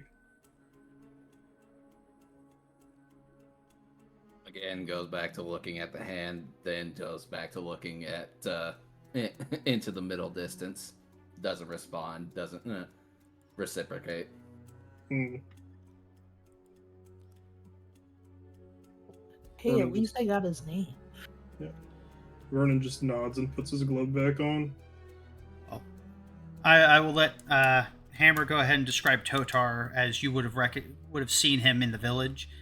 He's up at the front driving, so he's not going to be, making small talk with you. But Hammer, go ahead. Describe your big beast of a man. All right, Totar. As you look up at this guy, he is a short, stockier gentleman. More looks almost like he's almost overweight, but you can definitely tell that it is muscle built. He thick. His hair, yeah, he thick boy. The hair seems very coarse across him. Anything that hair grows on him seems highly coarse across. It's almost sticking very firm onto him. He seems, you notice that the weapons he does carry is a maul and a very shiny new halberd. He's so thick, even his hair has a high con. When if you did ever make eye contact with him, you notice that when he speaks, it seems to be more of a slower or really to the point. Ain't not a lot of words used, but when you look into those eyes, it's almost like looking into one of those eyes of a highly intelligent beast. So you know that there's more going on beyond those eyes than what you see in the front. Gotcha. But yeah, he's you can definitely tell he's more on the, not like the rest of the bunch who seem to be much more elegant and well maintained. He more looks wild. Very. Almost like a beast that they put clothes on and said to go follow the party. He calls Beast because he sees himself as Beast. Yes. And you do realize that everywhere he goes, there seems to be this giant dog that seems to follow him. And he talks to him like he's a person all the time. Any chance, even in the wagon, you would hear him randomly talking to the dog that sits up front with him. And that's what Pepper's doing up there, is every time that Totar talks, Pepper kind of leans and starts whispering in Sylvan, translating for Beast. So Beast fully understands what's being said instead of just the couple of keywords that he really enjoys. The only thing that if you did notice that might be slightly unsettling about all of this is that Totar has not really acknowledged what's going on, almost as if he's doesn't realize what's happening, almost as if he's purposely avoiding it entirely. The death or the translating? No, when they were in the village. We were talking about how he was in the village. That's what I'm basing it off of. Oh. Yes. It was too much innocent death, and he's trying to block it out, is kind of what it seems like. Am I interpreting you correctly? to a point. Something of that nature. You would look into the bios and you would be able to understand. But it's almost as if he hasn't really acknowledged it. He's kind of veered away from it. He sees you. He wants to help you, but he's not acknowledging what has happened around him. Gotcha.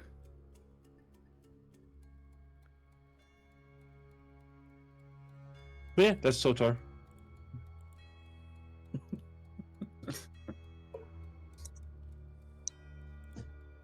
Not so gentle giant. We go. He's not a giant. He's short, 5'8". I know. He's. How tall is Valor? I want to say that he's pretty tall, probably just over 6 foot. Time to put you in the height comparison chart. We have a new tallest person. Tallest player How big is character. your dick? Oh God. No, my God. Lucky would go there. But no. I'm gonna put a muzzle on him. But Jesus but Christ. how? Let's Into the get corner it. Let's get shade, an please. exact number. 6 foot what? We'll go with 6'2". All right. And then yeah, up here on your sheet, you know, the age, eyes, blah blah blah. Go ahead and fill that in. That little top box there on the bio tab. Gotcha. Time to update my sheet. Hijacking again. No, as far as his build, I should probably say he's fairly well muscled. Like, not bodybuilder. He's sturdy, not like hyper toned, Yeah. but It's very clear that if he punched you, it would really fucking hurt.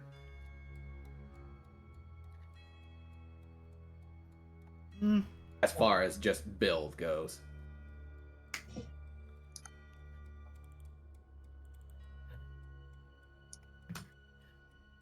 Yes, I'm not going off of the brain. but Tish.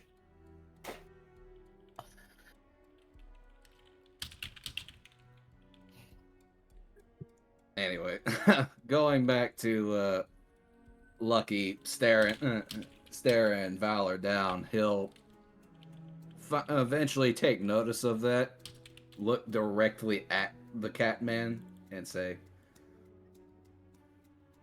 "If you intend to stare at me, hold on.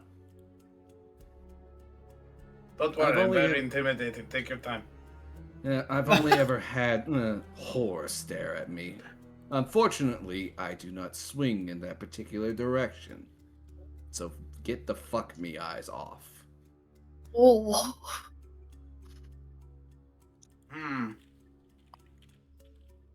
Ooh, how would you respond to this? so while Lucky is working up his rebuttal, so as we described Beast as well, a really large. Oh no, Beast, why are you over there? Not over there. Get back over there. Beast is a very, very big dog. He's 3'6" at the shoulder, and every bit 150 pounds of just meat. Big ass dog. Holy fuck. Beast is very aptly named. Oh, and here we're going to go around the table. So here is the token for Evany, so that you can see her. Over here we have it's me. the temple for the token for Celeste. The temple. I know what I almost said, and I correct myself. The token for Vernon. See with his little holy aura ring in around him. The token for Lucky, Sir Lucky von Fluffington III. The rest of that is non-canon. Yet. Oh, sure. You can always accept the surname. This If I can is get the whole title, I will. this is Pepper. Pepper That's is very clearly a fairy. She stands. That is not what I meant to open. She was a fairy. She stands She's a very that done grand thing. total of 2 foot 8 inches. She is a She will very suck small out your thing. soul. Yes, potentially. Like you would know. And then you have Cal, the man sitting across from you, who is himself sitting at about 6'4", and he is a very surprisingly massive man, yet he wears no armor and has not a single weapon on him. Oh, that's a lie. That's a lie. He does have a knife in a boot and a knife at his hip. But the rest of the party knows this. Vernon or Valor, you don't. He has never once drawn either of those daggers. They are purely decorative at this point.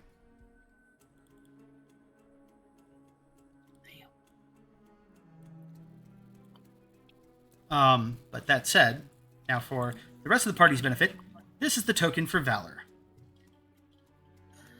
Hello, Valor. Yes, this is my boy. And for chat's benefit, on a numerical scale, while most of the party... Oh, no. Why are you... Vernon, what are you doing over there now? What am I doing where? I know I didn't move myself. I went to try to Yeah. open your sheet to look at it. Just for the sake of understanding how massive the party is in general. The frontliners got strengths ranging between 16 and 18. And then Cal's over here casually flexing with a 20.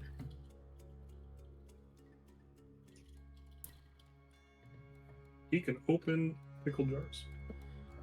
He rips open pickle jars by ripping the glass in half. Don't ask him how he rips glass in half. The glass is ripped in half seamlessly, like it was laser cut.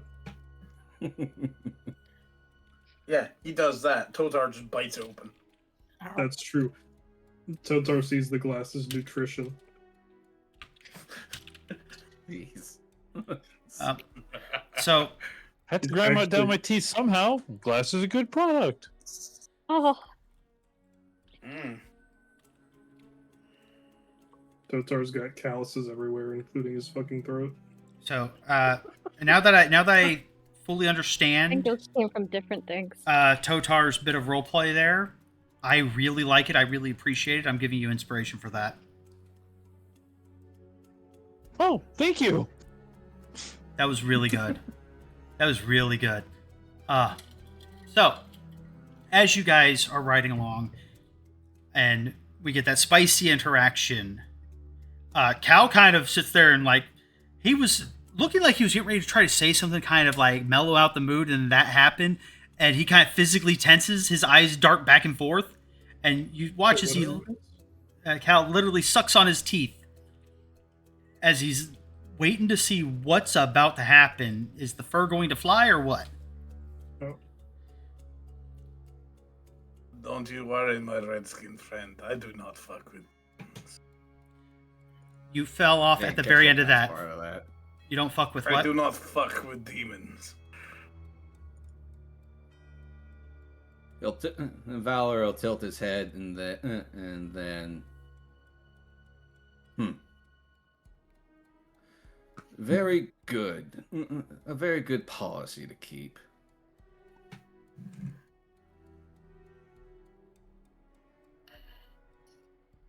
What's your shoe size? Ebony Like, face palms. Cal physically lurches like he was about to pratfall. does he actually say that? Yes. Of course. he just kind of blinks. I don't think this is what he needs right now. What do you mean? This man has been through a lot. I'm just asking what the shoe size is. Where are you going with it?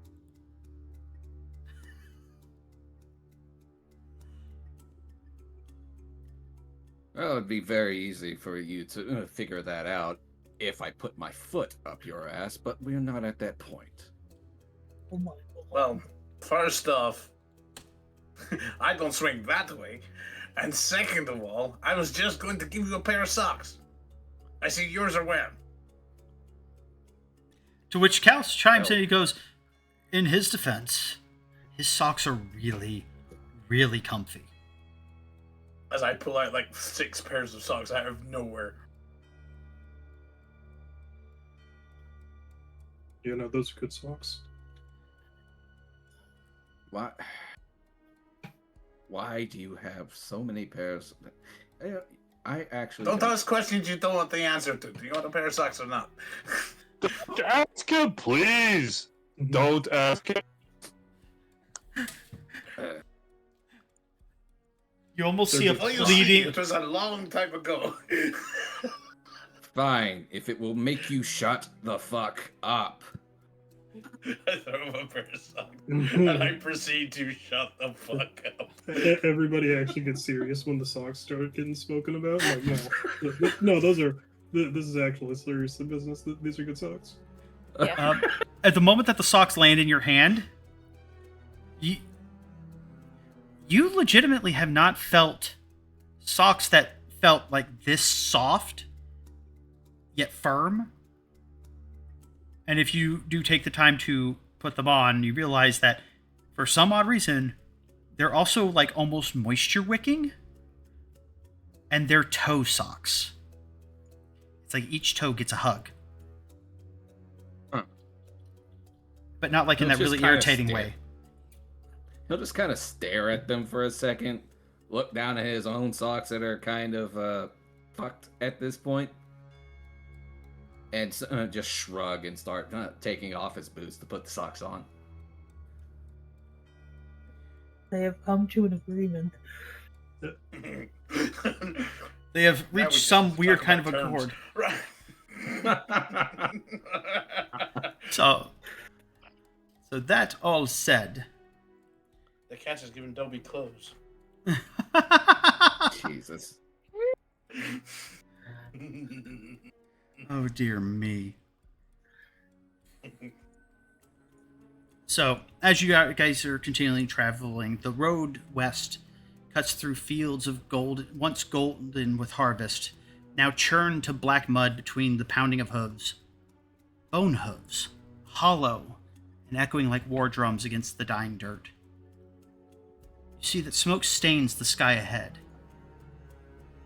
And as the road curves, you see it, a lonely farmhouse at the heart of a modest homestead. Wooden fences shattered, livestock torn open or fled, with a heavy scent of ash and death riding the wind. As you guys crest the rise, going off-road, approaching this homestead, the full horror unfurls. A band of skeletal riders circle the farmhouse like carrion hawks. Their tattered armor hangs in rusted groupings, yet their movements are precise, almost military, as their skeletal warhorses snort clouds of dust through empty nasal cavities. Each swing of their rusted blades spark against the farmhouse walls as they try to break through the barricaded door. As you guys approach, you can see from your angle, though they don't see you, a pair of desperate figures approaching. A pair of farmhands. Probably barely more than boys. One armed with a pitchfork, the other with a wood-cutting axe.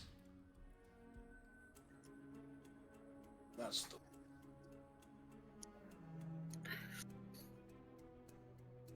I will say, Valor, you can recognize not necessarily the individuals of the skeletons, but you do know that some of these were riding with Varos and his crew. Do you guys approach the farmstead in hopes of potentially sparing the family that at this distance you can hear screaming from inside from certain doom? I hate to say it, none of them really have a choice due to the fact that I'm driving. So yeah, we Yeah. are. Oh, I was going to say immediately. that is a very fucking valid point. Yeah, that's fair. Okay, Are we so able to stop and get McDonald's afterwards, though? we got food at home. We have food at home. You fucking better, come on. Almost spit out my water. That was really good, Sal. I'm giving you an inspiration for that. Yeah. That was beautiful. Not even Chipotle? Come on. The McDonald's meme fits better, but Yeah, no, the McDonald's is way fitting. but so as you guys are approaching, you guys can see that or you guys hear that in the stable near the farmhouse you guys can hear a cacophony of breaking wood and animal screams, and you can actively hear the main door to the farmhouse shuddering under impacts as mounted skeletons are attempting to hammer their way through. As soon as I realize that Totar is leading us in that direction, I'm casting Mage Armor on myself. Yeah. All right, mark that on your list or on your spell list. Blah, I blah, mean, blah. it's a little too late to give a speech, but you know. You probably, if you want to use your feet, you may do so as you guys were approaching the smoke, smelling the smoke and ash. Like when you first saw active signs of danger looming, that a battle was very near in the future. Okay. I gotta double I check. don't have a speech prepared, but Yeah, just go ahead and roll it like normal. You know, you ain't gonna get any bonuses on it, but you could roll like normal. all right. Just click it. Or no, do I have a thing for that? I don't use this very often. Is there actually a roll for inspiring leader? No, I think it's just a flat amount. Yeah, it's I can't just a remember. flat, I think. It should say on your sheet. I thought it was a roll, but I couldn't remember.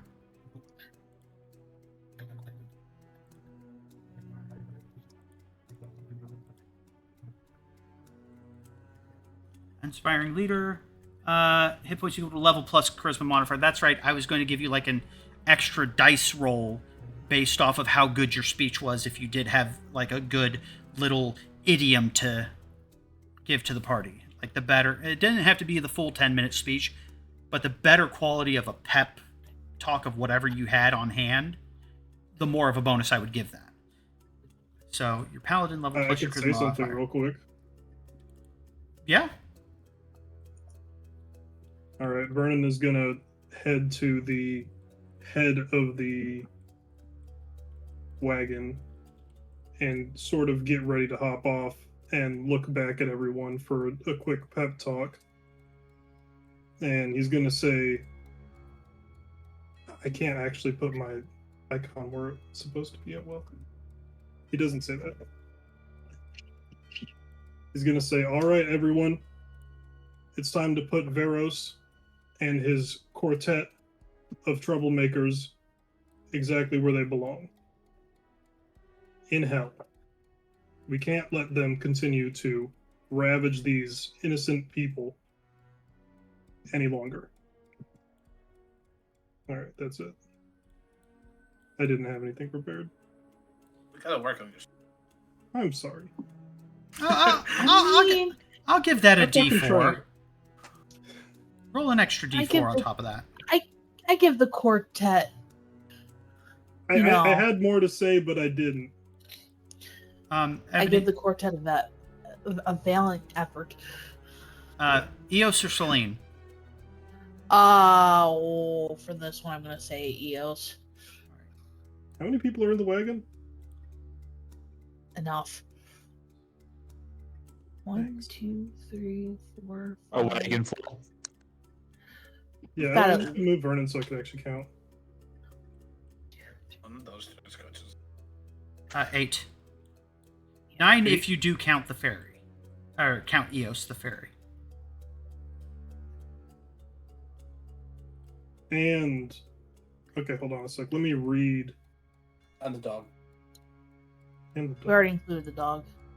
let me read it again. Does inspiring leader affect myself? Yes. 6 friendly creatures. It should include yourself.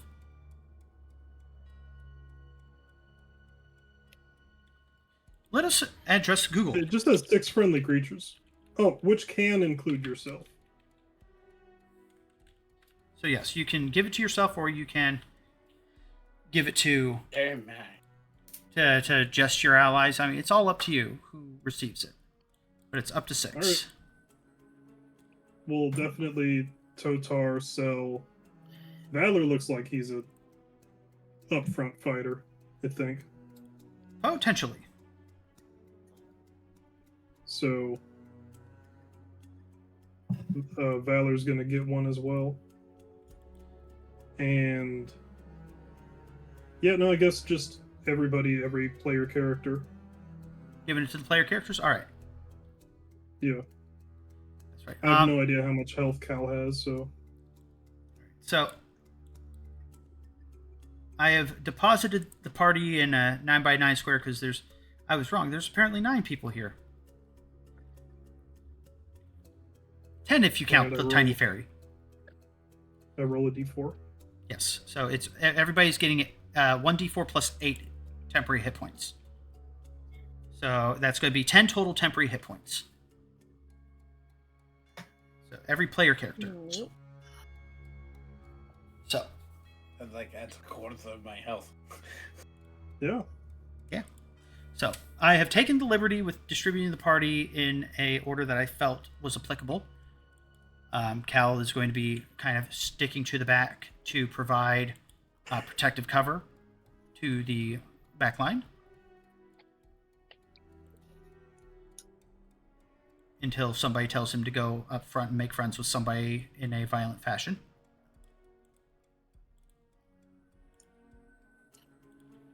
I can't see shit. That is blurry. Why is it so blurry? Oh, there it goes. Okay. There it goes. Okay, I was That took a starting to minute. stress. Okay, I'll say it's perfectly clear for me. it took a moment, but anyways, so everybody should be able to see. Valor, are you able to see? I did give you dynamic Ooh, lighting, right? hello. Yeah, I can see. Okay. Cool. Give me one moment. They updated the fog of war. Yeah, the fog is It foggy. looks funky.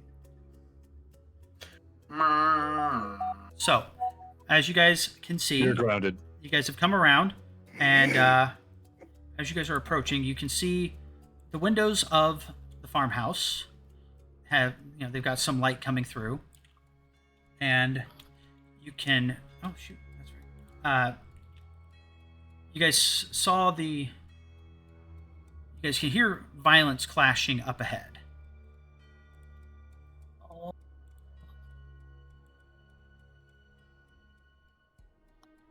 And that said, Oh, man. I will actually be preparing to have you guys get ready to roll a tasty initiative. Oh. Is Ooh. the vision that I have accounting for the Moonlight Sword? Yes, should be. I You do can have. see up to 2 cubes around my character. Oh, then no, it's not. Let me fix that. Okay. Which is 10 feet. So, wait, let me double check the range on the sword. I'm hijacking your sheet. I think it's like. Hold on. Did I not put it on your sheet directly? It's the did. Moonlight straight sword, so I'm gonna look it up real quick.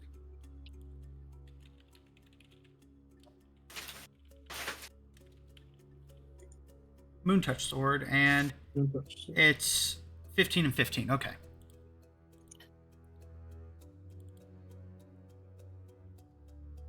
So it's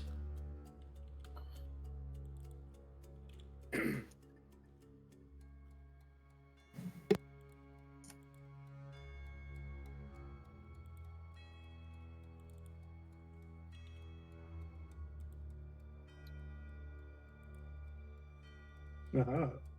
All right. Let us know when to rip. Yeah. Just realized I have the same HP amount as Pepper. Ha. Oh, So, give me a second, actually.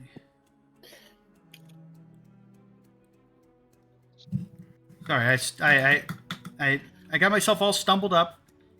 I've also got to put this token out here for an initiative marker. Mostly because I don't want to leave you guys sitting too long between turns with these guys interrupting the turns every turn. So that said, they slightly changed everything on me. Okay, there we go. All right. Updates be updating. All right. Yeah, I'm still like a lot of the stuff has changed very recently. Holy crap. Okay. Go ahead and roll your initiatives, everyone. all right. Show them. Damn. Oh Ah, crap! still I hit faster. that twice. Alrighty, so I'm gonna do Pepper's first. I did Made not a mean to hit great that initiative. twice. Oh, hey. I gotta do I'm Evan. still faster than the new guy. Yes. Do you want me to update my mine since I accidentally bumped it twice? Yes, please. High five, Totar! Let's go! Did you both roll a 1? I slow. fine. Not as slow as me, apparently. I don't know.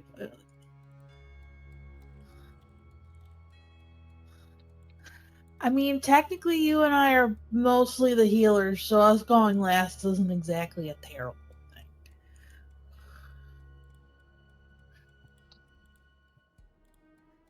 Cell, I think, in our time of running this campaign, has only healed once. Yeah. You're the backup, so you hurt things more than you'll do healing. Yeah. Basically, if Ebony goes down, you're the backup.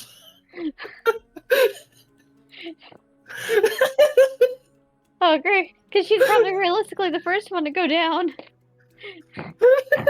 All right, so If I can help it. as we come into the rounds, oh shit, I forgot one more thing.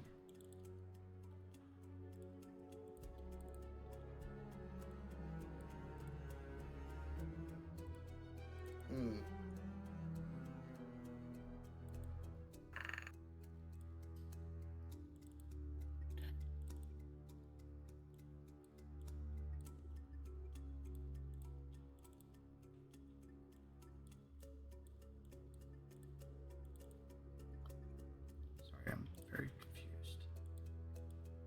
I lost a sheet somewhere. An NPC sheet. So we beat it. Woohoo! So Well, it's free? There it is. Okay. I guess it wasn't registering that I was clicking the right thing. that's fair. There's a lot of us. Wow. Yeah. All right. Also, did you roll for Cal? I did not. Thank you for reminding me. I was just. I was taking care of I'm the. literally having to see 8 people on here, so I gotta check. Or, well, 9. Okay. 9.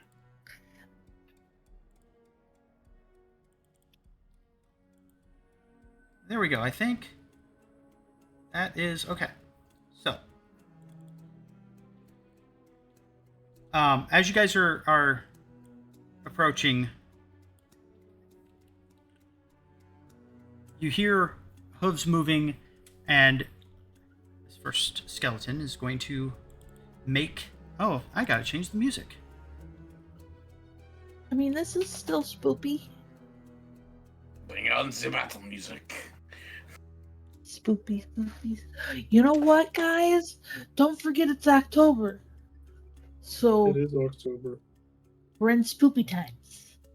So who's running the one shot? Not me. Not You it. can get one shot. I'll do Ooh. it. So as I'm all for this.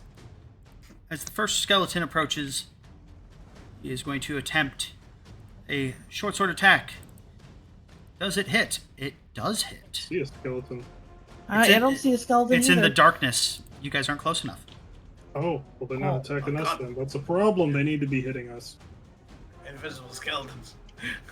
Oh no! And They've come for your castle. these two skeletons are going to be attacking against wood. Oh no, that's not good at all. Wait, they're attacking against wood? You guys, so what you guys hear is first the clattering of hooves of something moving over in this direction, followed by the swing of metal through the air before the yelp of pain of somebody who's obviously not familiar with swords carving into their flesh at all. And then around the corner, it's distant, somewhere over this way, around the corner of this building, you hear the sounds of weapons slamming into wood.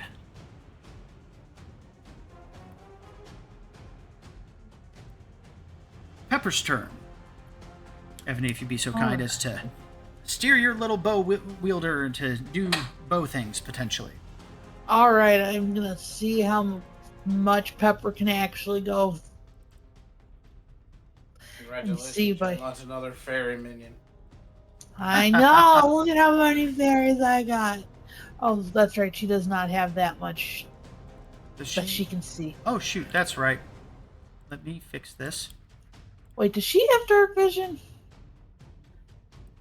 She should. I mean, Okay. she might even have true sight. You never know with a fae. All about to say she. Oh, well. That's 5, 10, 15, 20. She technically has flying speed. Oh, okay, her flying speed's just the normal 30. Yeah. She's got a little. You know what? No, I'm gonna go back there because she still technically can see it. I moved 30. Wait, was that 30? My brain. That was only 20. That was only. Oh, that is only 20. You know what? And she could She easily is zip up to going- there. You know what? She's gonna go here. She still sees the thing. She's just gonna go pew pew because she doesn't want to fully get in there. Well, she could. You know what? She is. Oh my god. That is okay. I have no idea what that thing is, but I see the skeleton. It's She's gone. horse. It is a horse. That's slightly terrifying. She's just gonna pew pew the tiny one. All right. I think I can only attack once with. No. Once with Wait. I think. Oh, that's right. It's the next level that this class gets extra attack. Oh, okay. So I'll just do one pew. Come on, Pepper, you can do it. That's gonna hit. Go, Pepper. You managed to hit a rib. We double check. I don't think they have any they do have vulnerability, but no resistance. I think. Correct. Okay. So, the arrow hits Yay. and chips. It breaks a rib, which hits really close to home to me. Sending the bone spinning off into the distance. Whee! That is it for her turn. Yeah, that's all she really can do. Cal looks to you, Ebony. Yes. Is that what she says to him? Well, she gives that eye look of yes. We shouldn't say anything, but just trying to stay quiet. But just the like, yes, eyebrow raise, like, what? She says, "Go get him, boy." He was not fully anticipating the yes, the go. He blinks once, twice, gets this really broad smile as he goes, "Yell if you need me." Oh my god. And he's going to run up. And mostly because, he believes that you'll be safe with the rest of them. And he knows that he's got to cover distance quickly because there's violence against people who obviously physically aren't ready to take on violence. He runs up, leaps over Pepper, and then Misty steps to there. Show off. Maybe I should have said sit boy. I don't know. Oh, okay. At which point, as he appears there, he's going to cast Firebolt because it's still just a little too far out of reach. But he definitely sees the man that is bleeding profusely from a deep wound. And he's hoping to pull some threat. Unfortunately, he does very, very abysmal damage.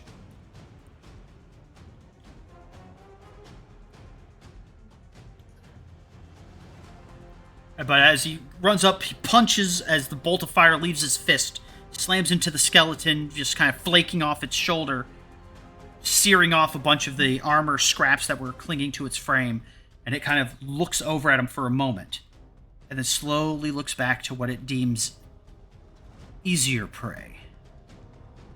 Oh.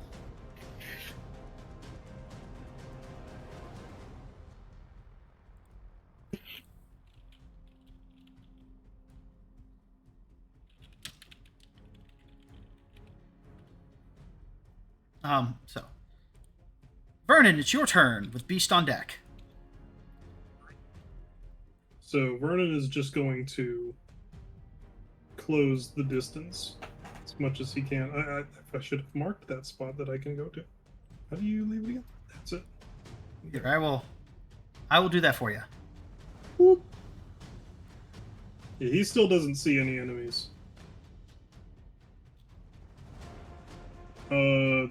But you can clearly hear there is something ahead of you, and you saw a blast of fire leave from Cal and hit something right here. Gotcha.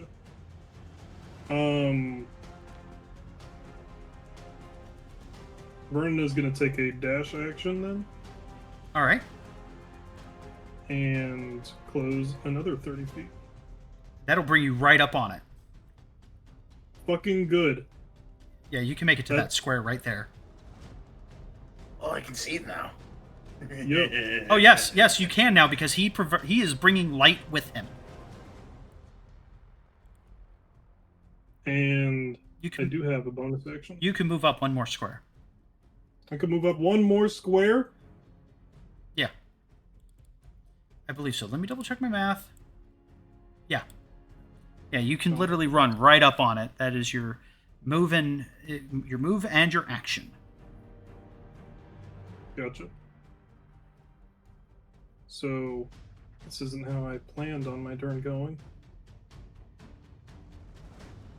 Yeah, I don't have a lot that I could do with the bonus action. Except I can try to taunt this thing. Yes, you can. You can try to do that. Alright, so... Forgot what I roll for that. Do I just click on it? I have the Rune of Taunting +2. The DC is 17. All right, that's all it is. I just got to roll a Wisdom saving throw for the creature. It's really good at these. Wisdom saving throws? Yeah, it's so good at those. So good at them. I am being sarcastic as fuck right now. No. It rolled an 8 on the die, so it got a 7. Like, as you come charging up, you see that it was looking at Cal and it was starting to turn its lipless grin back to its victim in front of it. And then you exert your aura in its direction, your essence of fuck you, fight me. And its head swivels all the way back around to look at you. And it starts... shoulders don't move, its head just... Yeah, it looks all the way around at you, and it's turning its horse as part of its movement, as part of all this interaction, and the rest of its body is now turning to align with turning its focus purely on you. And it seems to be exerting what limited magical will it has through the horse. The horse is turning to look at you too.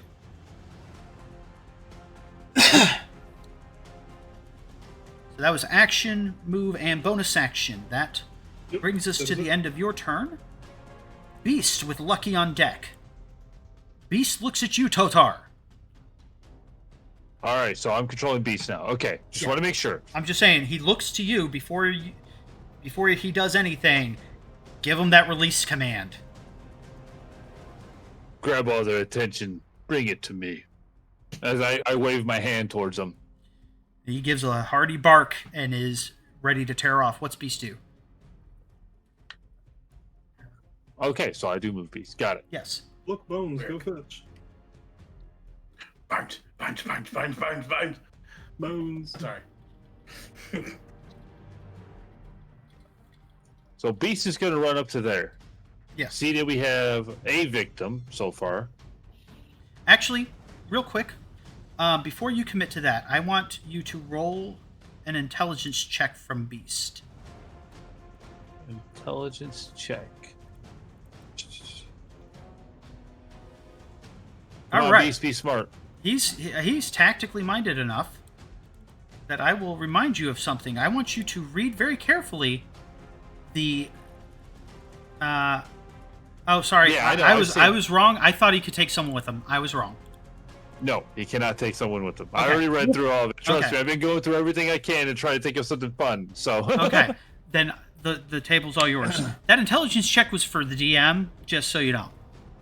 Oh, okay. It was I high have a enough. The question DM pieced about it that. together. What's up? Can he take item? Whatever he's carrying.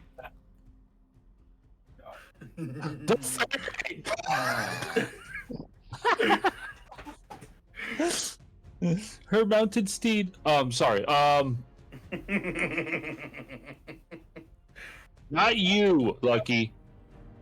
No, I'm just laughing at the fact that the conversation happened because I was like, what about items? So All right. he gets to there. Yes.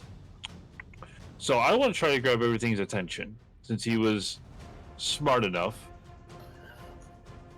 Dogs are loud, especially wolf dogs. A howl. You're You hoping should be able to grab some. to draw attention. Okay. Let's Yeah. Let me look at his sheet and see what I want you to roll for this.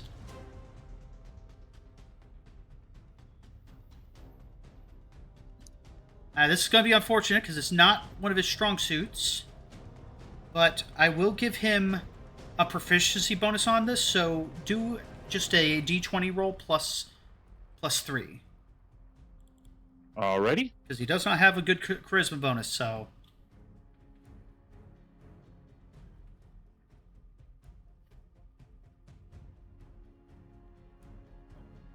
Oh. That is unfortunate.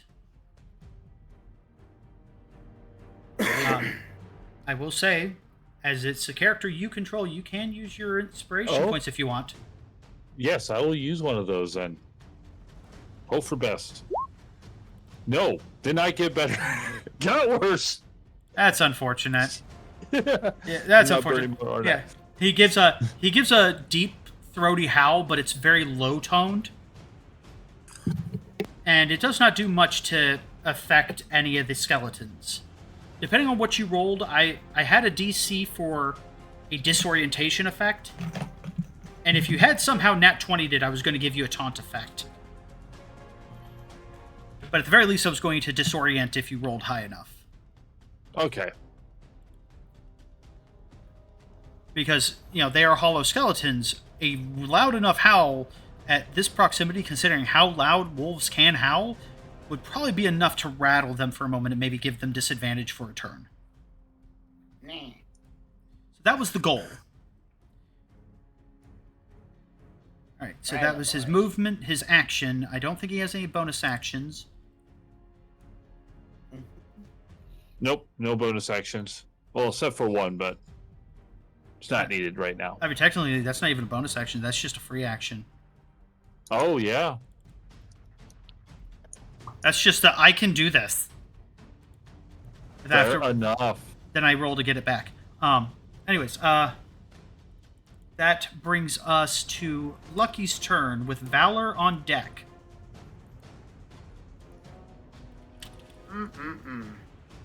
Let me see. Well, first off, I'm going to take 10 steps forward. Perfection. You know what? I'll take a couple more steps forward.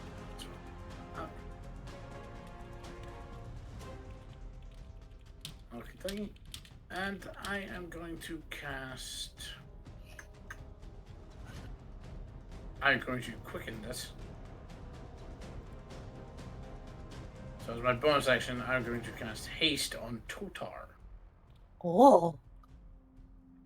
Oh! Hey, hey, Totar, hurry the fuck up. Oh my. I Then- like this. I am moderately terrified. I just realized. And then, as my action, I'm going to cast Magic Missile at first level on the horse. The skeleton? Skeletal horse, yes. You're shooting the horse, not the rider? There's a skeleton on the horse. I know. I'm shooting the horse. Just And making sure. I had screwed up. I somehow deleted the other villager. Oh, no. Also, D20. I'm fine. Alright, so just one more time, last chance. You are shooting the horse. Yes. Okay. I just I'm need trying to stop its mobility if it gets away from Vernon. It's Okay. taunted, so it ain't going nowhere, I think. I mean, primarily the Alright, skeleton itself is just in taunted. case. Alright, so that was action, bonus action. I'm assuming you did use your sorcery points to quicken cast, correct? Just making sure Yes. I'm on all the right page. Okay. Cool. But I'm also concentrating. Yes. So, Let's go ahead and... Yep, thank you. And Totar, we will give you the boots to symbolize your feet go fast. So that brings us to Valor's turn with the villagers on deck. Well, the very first thing that I'm going to be doing is summoning forth my weapon, and this time it's not going to be the great sword.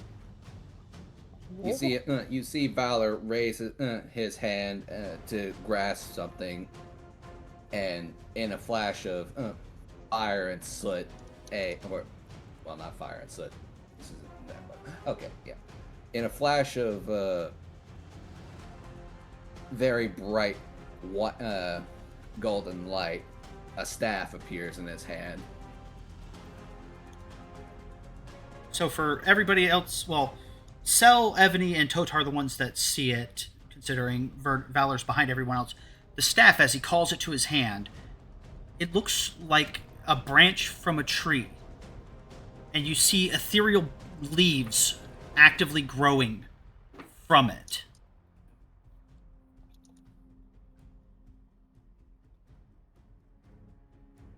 Huh. It's, for reference, I'm inspired heavily by the White Mage Relic staff from what was it? I know which one you're Shadowbringers. talking about. Yeah, that's kind of the inspiration of the visual.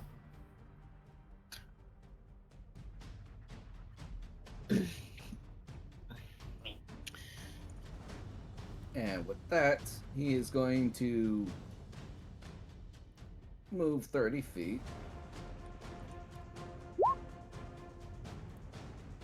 take notice of all the bullshittery that is going on, and I'm going to take a look at my spell list. I mean, that's not a bad thing.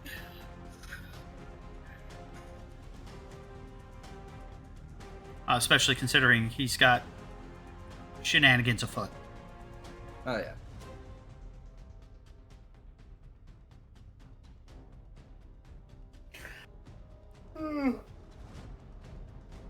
Ugh. Next time I get a chance, note to self, get twin spell.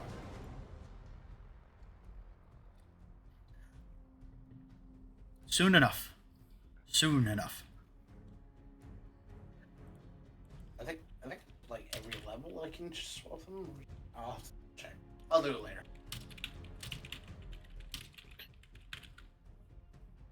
I am going to... Valor is going to cast...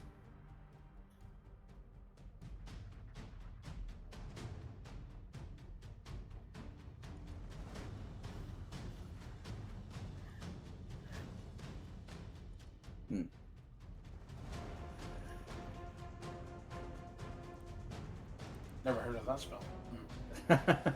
Yeah, it's a custom spell that we came up with specifically for this instance. But no, he's got a lot to dig through. I won't lie. His character's a little complicated. Yeah.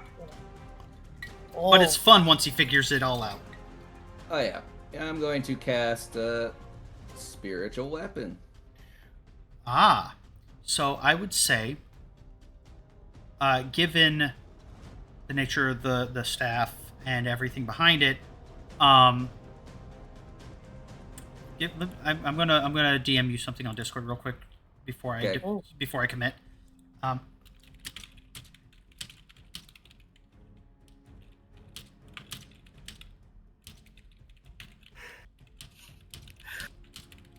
out of character, my brain's just like I'm still trying to figure out what class you are. He's definitely some kind of warlock. He's a Unless- Hexblock Warblade. Yeah. You did. Wait, what did I miss? So what you missed is as Vernon stepped up for his turn, the first thing he did is he conjured his weapon, but this time it wasn't a greatsword; it was a staff. Right. Not Vernon, Valor. Valor. Well, yeah. I will remember figure the this staff. out by the time that Valor's story arc is done, and then I'm going to call Vernon Valor for the next 3 months. Yep.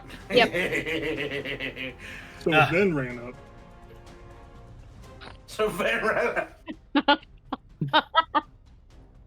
Fuck you. Mr. Benjamin Franklin. Someone's about to get The banged. entire. I need somebody in chat right now. Bane Vernon. Fucker. I can do it. I can take it. Anyways, no, I'm kidding. But I don't seriously, think we're allowed to bane each other. I would appreciate if you guys weren't baning or blessing each other. That's self-serving or self-detrimenting. Let the audience. Yeah, when Samo shows up, you know. Okay, so Verdon has been baned by Doots. I know nothing but the instant gratification of self-service. Anyways, so conjured staff. It looks like a branch with ethereal leaves growing from it. Okay. And then he cast spiritual weapon, and the spiritual weapon, as you see, just tell me where it's going to manifest, because you can plop it anywhere within 30 feet, and you control it as a bonus action, steering it around. Yeah. And it can move 20 feet at a time as a bonus action, and if it reaches an enemy, it can make an attack as part of that bonus action. I'm gonna plop it down right there. Right there? Okay, so right next to Vernon. I do not have a good token for it offhand. I'm going to do a quick image search to see if I can find something that'll work. I just draw a line. They added a new thing, by the way, which is like in the measuring thing, always measure token movement. Just so you guys know. Is that a frying pan? Yes, it is a solid steel frying pan, and it It evokes a tender memory Don't make for the joke. valor. Don't make the joke. Don't make the Is that the conjured weapon? Let him cook.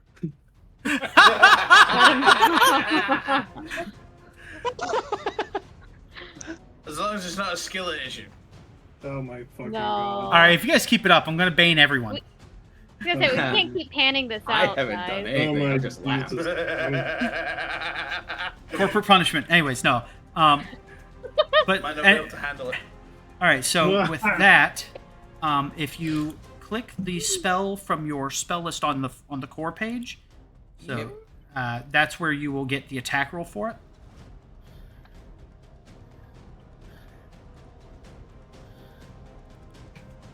Let's Is go that- gambling. This is your first attack of this game. That is going. Which one are you attacking? The horse or the skeleton? We're going to attack the horse. Why not? All right. Well, that hits. Go ahead and roll damage by clicking the word spiritual weapon right under where it says 60 feet. There you go. Yep. Beautiful. It is unfortunately minimum damage, but hey, damage is damage and it all adds up. Yes. So as you see the magic coalesces in a swirl of mist and leaves and just blinding, brilliant white energy coalescing into this cast iron pan that clangs heavily across the horse's jaw, cracking it. And Vernon, as you are the only player character in range of it, you smell faintly the odor of a nice warm camp breakfast.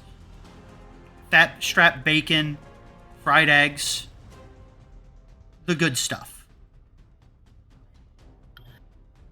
What? The aura of the pan smells like love. There's a lot of shit going on here, guys. Aww.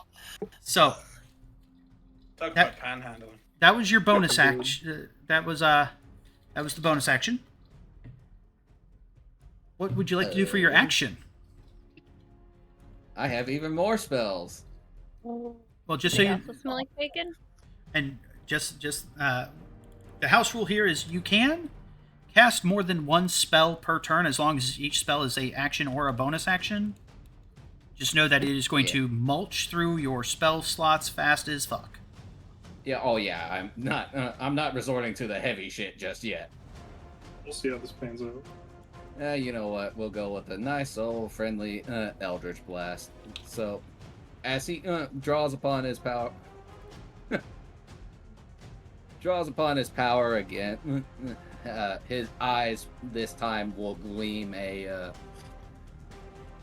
baleful yellow, and the smell of soot will start emanating from him as tendrils of smoke start pouring from his shoulders as he raises his hand again and manifests the same two swirling white and black orbs and launches them at the horse.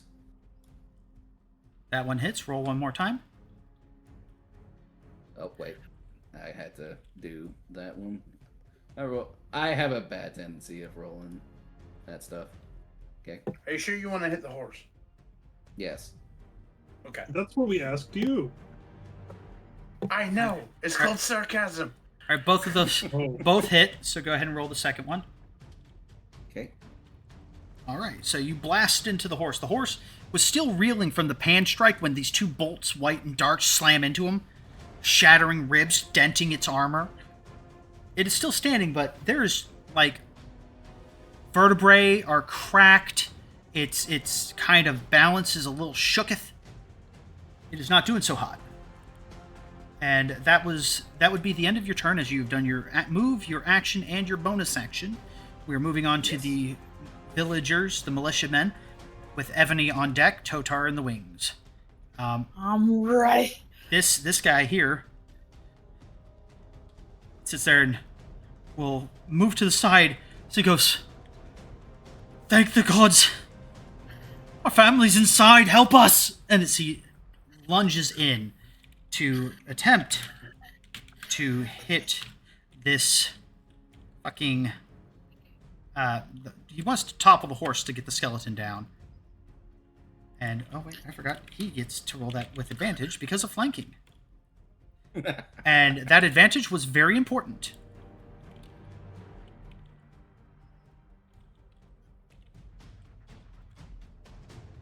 And that's minimum damage as he cleaves into it with the wood cutting axe, dealing 3 points of slashing damage. Damage is damage. You guys see as this guy here is going to run up this way, yelling the whole way, "Ah!" charging at the skeletons. Ow. Oh no. That'll hit.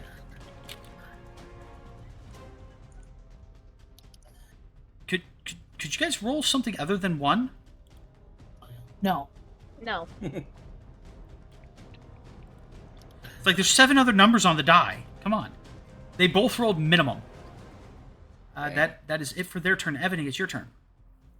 Well, Ebony is going to be moving a little bit because if she doesn't, we're fucked. As Eos just climbs onto her like she's a mount. Oh, that's a mental image.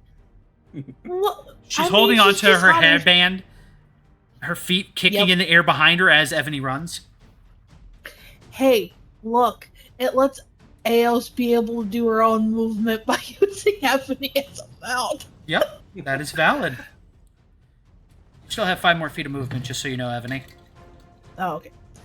Alright, you know what? She's gonna go down here just so she has a bit of a better eye. So she cannot see the villager behind that horse, right? You kind of can. You see enough of him because there's, it's a skeletal horse, tatters of armor and leathers hanging from it. It's not a solid creature, so you can still see. It's more that you can barely see him past Vernon's mass. Okay, and then they're still focused on Vernon, correct? Yes, they are. Alright, so I know what I'm gonna do with my spell. I'm gonna use for right now, I'm only gonna use a first level healing word with a tactic of excognition. Okay. So I'm gonna roll my healing word. Alright. And that was unfortunate. After 6 points of damage dealt Vernon, you will heal 6 points of damage. So technically, after 16 points of damage you sustain, you will heal 6. Yep. Because you do Would have. it be easier if I just gave myself a bonus health of 6? Just increase your temporary hit points by 6. I kind of figured that way we don't have to keep track of it. Yeah, it'll just be a little easier that way. Oh, I never gave myself 10 hit points. Oopsies. There we go. Okay. I love that Excog is just like, this isn't temp HP, it just heals you. Yeah, not literally Later. temp HP, but so that was your bonus action. That was my Better than bonus. 10 HP. And then she is going to try her best with Ruin. She doesn't have any way of actually doing this because she's not a warlock. She's going to see if she can find one spot she can hit this motherfucker off the horse. It ain't going to happen, but you know what? Dreams will be dreams.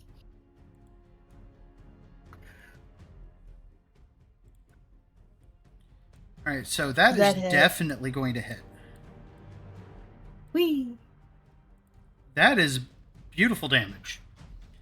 Yeah! So you're hitting the skeleton this time, correct? Yes, the skeleton that's on the horse. Let me get this lined up right. As you see this bolt of energy kind of arc from her, hits the skeleton and lands him like into this wall over here. As he only had 7 hit points left when you slammed him with that 12.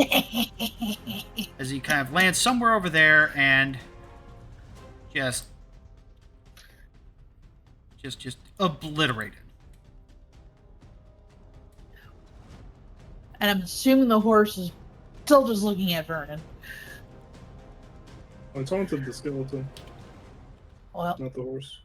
all right. Well, the horse is looking at an opening right now. Then apparently, I still have Eos who can move a little bit. Oh, actually, a lot of it. Eos is going to be smart and go between Cal and Beast. And Eos is just going to do a little bit of pew-pewing right now. All right. She's not as good as Celine with pew-pewing, but, you know, she Better can do than a little nothing. pew-pew.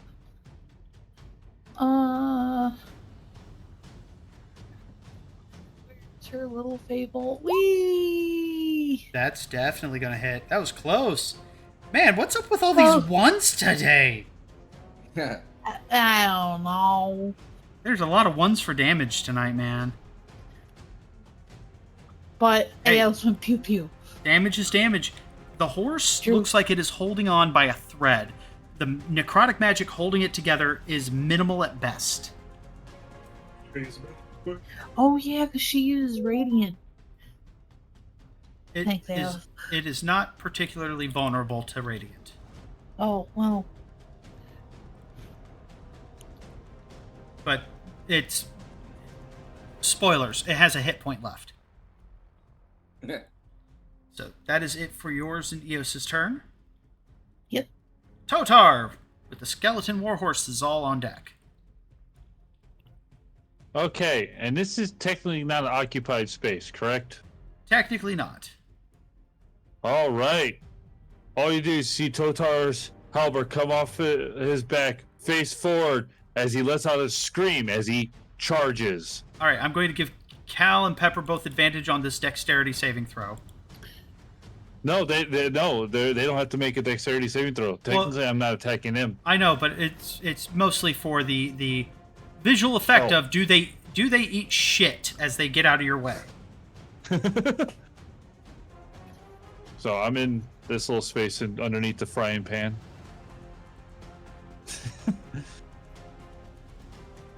So that was just your normal charge action. No, I am doing the action of charge, which is part of the halberd weaponry. And how much does it double your movement speed, or what does it do? So I'm in hasted, so I automatically get double movement speed. What it does is once I get up to the character, if I've moved more than 20 feet to make the attack, I can do a charge attack. Okay. Which means if I hit him, he will take normal damage, 1 plus 1d12, plus he'll be knocked prone, but he's going to die anyways. This is just for fun. All right, go ahead and roll the damage. So Roll the hit. Sorry. Yeah, that's going to hit. That is definitely going to hit. So I just want to see this damage, and unfortunately, you're still rolling as beast, but Oh, my bad. I'm beast. My bad, Totar. So it would be that plus / again, what is with these Jeez. ones? 1d12. Oh my god! Did you roll another one? Listen, Yes! the last 3 damage rolls have all been ones. Wait, is that 3 ones in a row? At least it wasn't ones on d20s. Yeah. But the problem is they're all different dice. It's a 1 on a d4, a 1 on a d10, and a 1 on a d12. But still, This is going it's swimmingly. dead. It's still dead. You come running up, you jab your halberd into it, and you hoist it into the air, give it a triumphant roar as it rains down around you in pieces. As the magic holding it together gives up. So that was one attack action. I still have another attack action plus my hasted action, which I'm going to use my hasted action The to guess dash. what. That's all you see is run up, slam, turns over, sees other things, and screams out as he charges forward to the next thing. Ah, go for it. Have fun, Totar. Good luck storming the Oh, castle. Oh my god! Yeah, because it's a dash action, it gives you your full movement speed, so you got 60 feet of movement. So yeah, you easily make it. Yeah. Vernon, this big bear, brutish bear of a man is a blur of movement. wrecks the horse in front of you, and then into the next group. And if you'd let me do another charge action, technically I move 20 more feet. But does it say that you can do it only once per turn? Oh, yeah. What's up? Does it say how many times you can do it per turn? If it doesn't, then No. sure. No, it does not, and that was not a good one. I am going to inspiration that one. All right. Oh no. You want to turn more. Unless it's an attack. I am going to turn you down just a Monster. tiny bit, but yeah.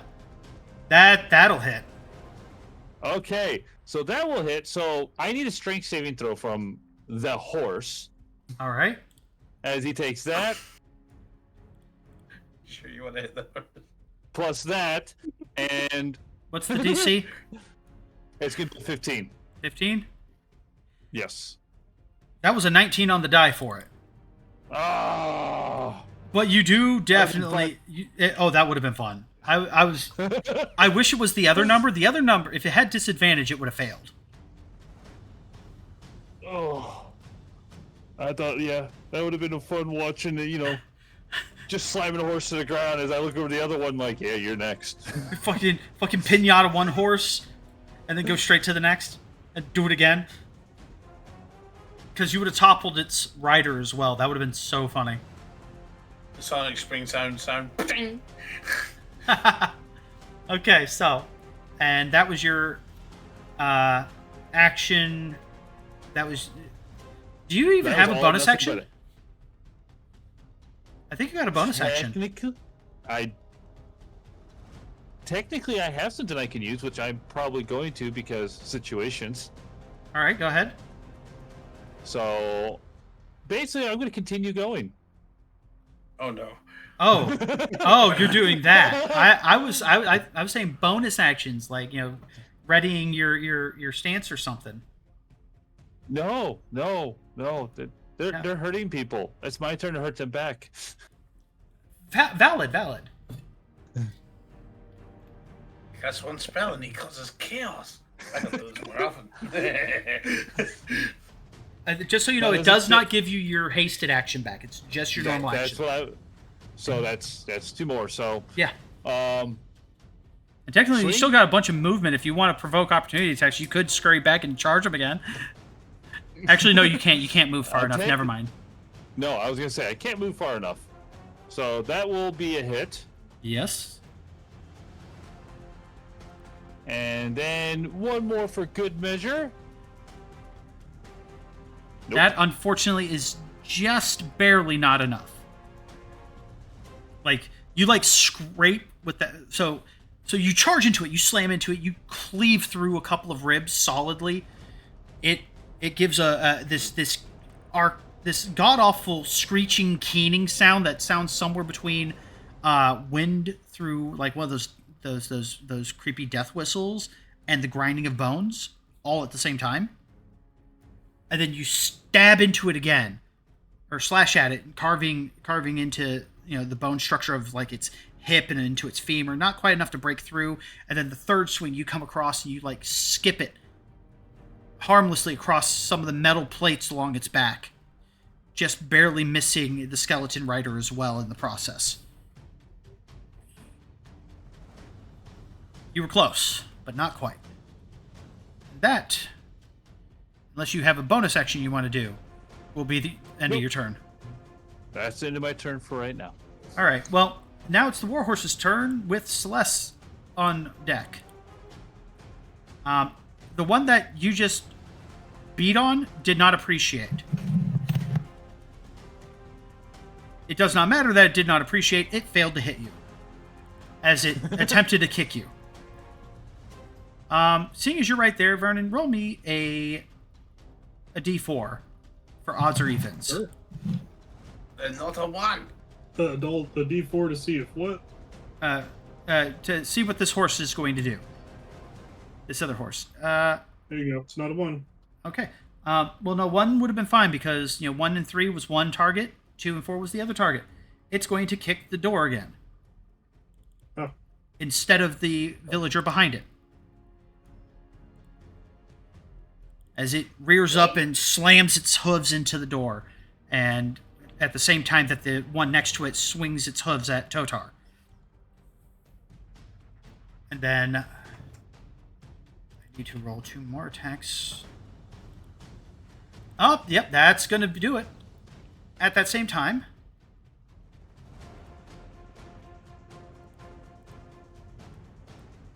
off in the distance, let me see, can you guys even see that from where you're at? Yes, you guys should be able to, because it's lit up. You see the doors over to the stables kick open as a pair of skeleton riders come charging out. Oh boy. Oh, I'm looking forward to this now. So they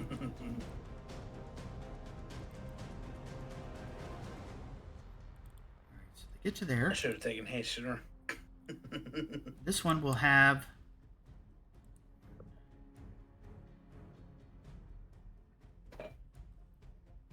Yeah, it will have enough movement speed to get over to there. I'm going to move this guy out of the way because, well, he did. As He dead as hell. with your heavy armor, you draw its attention naturally, Vernon. This one runs up. I think, yeah, that's going to hit. That's a 25 to hit. Yep. You take 11 total points of bludgeoning damage as the hooves slam into you. Gotcha. Yeah. So I will reduce my temp hit points to 5.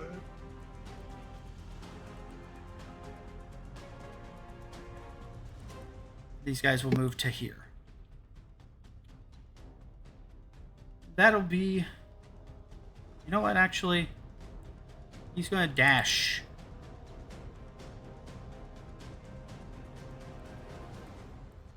Up to here to get at you.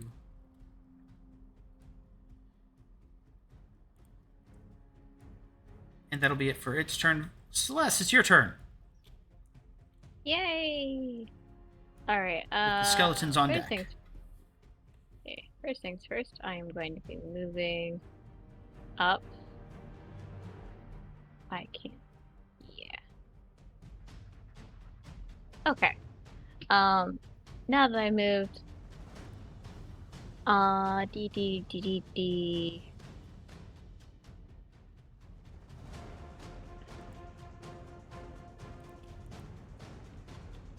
So, just so I understand, the horse with the token on the X, this is the one we just killed, but wasn't that, like, kind of in front of Vernon and the pan? He moved it. Because Okay. it was in the way. Okay. Yeah, that one is dead, and it's technically, up over here. Okay. Just wanted to make sure I remembered that correctly. D. Alright, cool. I'm going to summon my spiritual weapon. And which is a wonderful little hammer. And I am going to do that. Yeah, plenty of space. I'm going to drop him right down, kind of near Vernon. Alright, so that is my spiritual weapon dropped. And a spell slot gone. And Thank you for that reminder. you're welcome. And has this horse taken any damage? No, it just arrived on the scene. You heard it. As you were running forwards, you heard it charge up and slam its hooves into Vernon. Okay, cool. Probably not going to change what I'm casting, mostly because of the fact that I can't do any other real damage besides my spiritual weapon, so I'm going to go ahead and cast Toll the Dead. Which is a wisdom saving throw. They're great at those. All right, so what order are you starting with? Because you do get to make a swing with the hammer as part of the action of summoning it. Oh! Yeah, no, hold on. Let me swing my hammer, my spiritual hammer real quick then. Yes. Does that hit? Are you hitting the horse or the skeleton? The horse. All right, that will definitely hit. That's at level 2. That is solid damage. The you see this, it's not like a warhammer, it's a legitimate smithing hammer. Does not look like it should do what it does, but it goes bonk, and it definitely knocks loose shards of bone from the skeletal horse's structure. Neat. Okay. Now I cast Toll the Dead. All right, you said wisdom saving throw. Yep. It fails. Wonderful. All right. It is going to be it's going to be a 2d12. All right, roll do me it. just straight roll it, or do me hit the button? Hit the button. Do I have Should a button? automatically roll. Hold on. I have so many buttons over here. Wait. Before you do that, I just realized because of the way that one works, it might not roll right. Let me double check your spell card. I don't for it. even have the button up on my screen. You don't. Yeah, I Alright, have Thunder Wave. I have ju- two ju- Thunder Waves. Yeah, that's weird. All right, just roll 2d12. All right. There we go. As the bells ring and the horse kind of rattles its head side to side, it stays standing though. I do believe that is it for your turn. That is it for my turn. All right. This skeleton, we're going to start down at the bottom and work our way up. This skeleton is going to swing his short sword and do nothing. This other skeleton up to the north, we're going to go to the one behind Totar. It does nothing. The one north of Totar. That's a 19 to hit. Does that hit? Yeah, it's. All right, you get stabbed for 5 points of piercing damage. Thankfully, you have 10 temporary hit points. Totar, while we're at it, can you roll me a d4?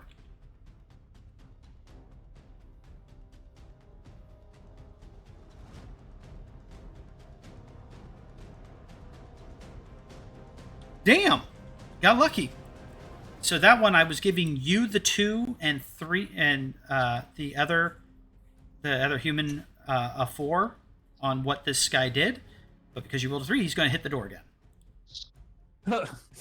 Kick the door!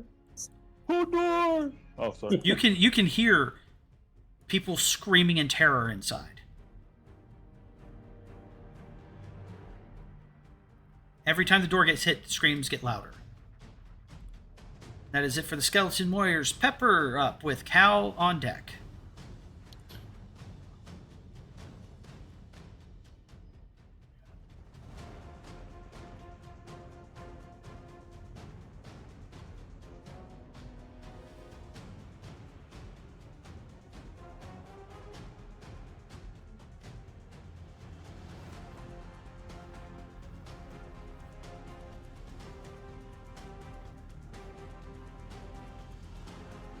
Ebony, Oh, sorry. Pepper's Sorry. on deck. I got it distracted. Yeah, Pepper's up with Cal on deck. Sorry. It is getting late. So, Don't worry, we'll be wrapping up before too much longer. okay. All right.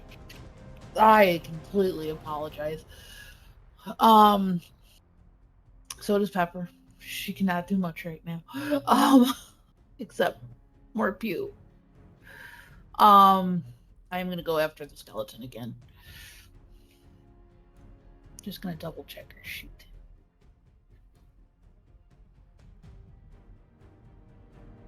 Okay, yeah, there's not enough for me to use that one thing. So she's just gonna pew. That'll hit. Whee. That is a beautiful hit. Hey, I didn't roll a 1. That was a max damage hit. Yay. All right, that is it for her turn. Yep.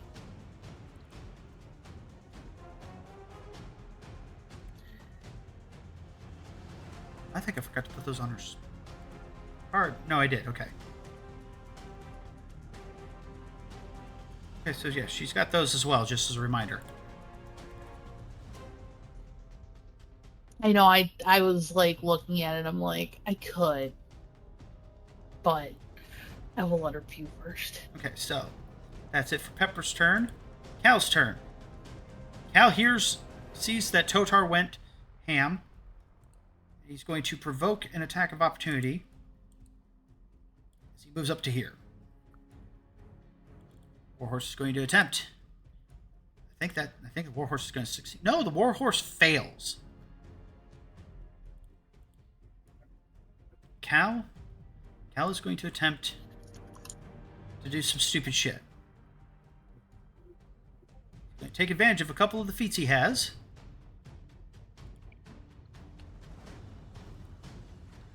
Considering his carrying capacity is redonkulous.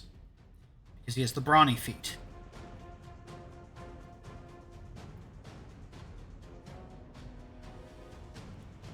Hey, you're just showing me things I can do right now, so be careful. I also have the brawny feat. Well, he's also got the Tavern Brawler feat, which is the other reason why he can do stupid shit. Tavern Brawler is such a good feat. It's so fucking ridiculous. Oh god. Okay, So, Vernon, you look over your shoulder and the horse behind you is panicking, if an undead horse could panic. Because Cal's got it gripped by its hips. No! Oh, good. Its movement speed is 0 as he has it grappled. Nice. I know what's gonna happen. I need to post a GIF. He's gonna. I'm not even gonna say it. Unfortunately, that was his one action. If this horse lives until his next turn, comedy will ensue. Okay. Because for the No. record, he rolled a 30 total on his athletics to Oh, grapple. Jesus. Mr. DM man, I have a question. I may have an answer.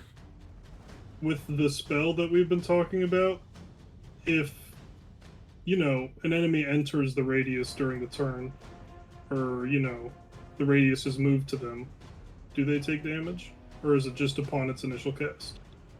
It's when they first enter into the radius and start their turn there. So if they are entered into the radius, No, not in that case. no. No, it has to be they moved into it to attack you or to try to go past you situation. It's not just AoE damage. I thought it was just AoE damage. If you move into the radius, if you move up to them, when their turn starts, they get burned. Okay. So the damage isn't dealt till their turn starts. Yes, other than on the initial cast. Okay. The initial cast is the only exception. In that case, Vernon is going to run about here.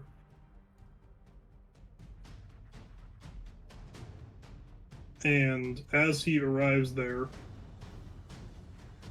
a little mote of light begins to appear where he once was, as he then misty steps into the middle of the fucking action. Well, remember, it's an aura around you. No, I used Misty Step. Yeah, but I'm saying that the spell is an aura around you, so you're blasting it there and then misty No, stepping. I'm not blasting it anywhere yet. As Vernon then enters the middle of all of those enemies, Oh, okay, I'm tracking now. a star in the sky glows bright as Vernon shouts, "By the light of Paylor, die!" And a fucking laser beam of light shoots into Vernon's body as light fires out of his mouth, incinerating nearby enemies. As he radiates radiant energy.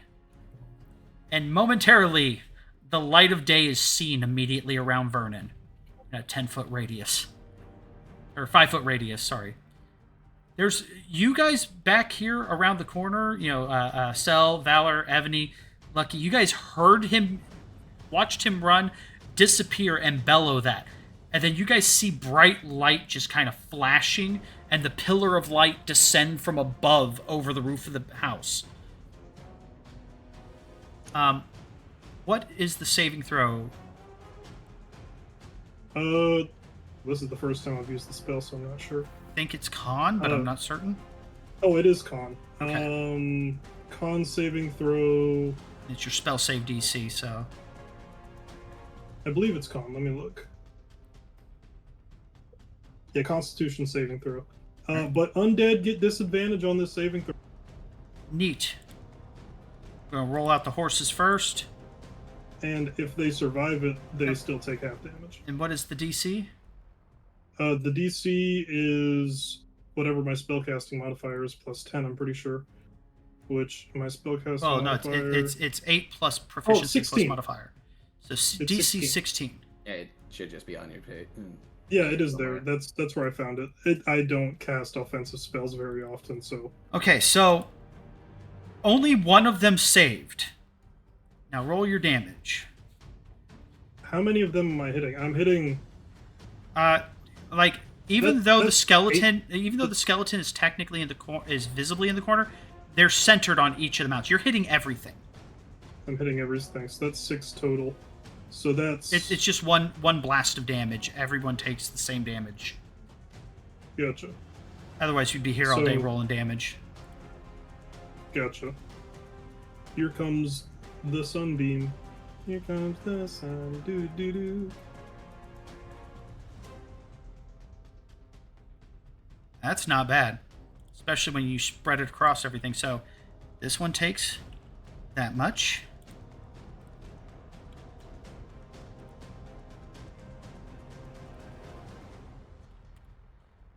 Gotta go through all of these fuckers. That is not what I need to subtract from. I almost subtracted from the armor class bonus. And half, and I think we round... Yeah, we round down.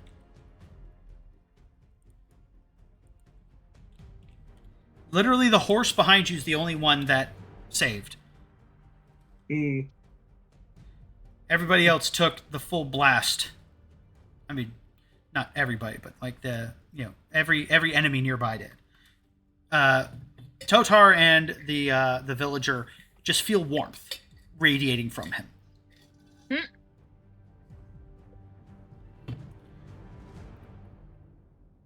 That brings us to Beast's turn with Lucky on deck. All right. It's Beast's turn. And these guys count as allies, correct?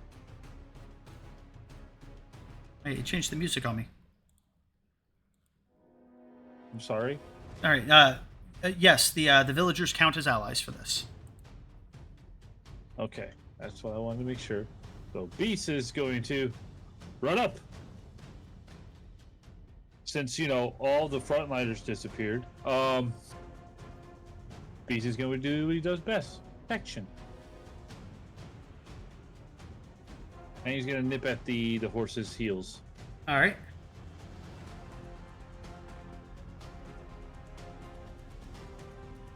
That will hit. Oh, so it's supposed to be at advantage, so let me... Sorry, roll one more time. Yeah. So, but yeah. Okay. Let's see how much damage. Okay, so Beast comes running up. The horse is still facing this direction. Oh, I just realized something. I forgot something. Oh no, you missed these steps, so there was no opportunity. Never mind. Continuing. You grab it by Beast grabs onto its hoof and wrenches, and the whole horse fucking topples down, scattering into pieces across the ground.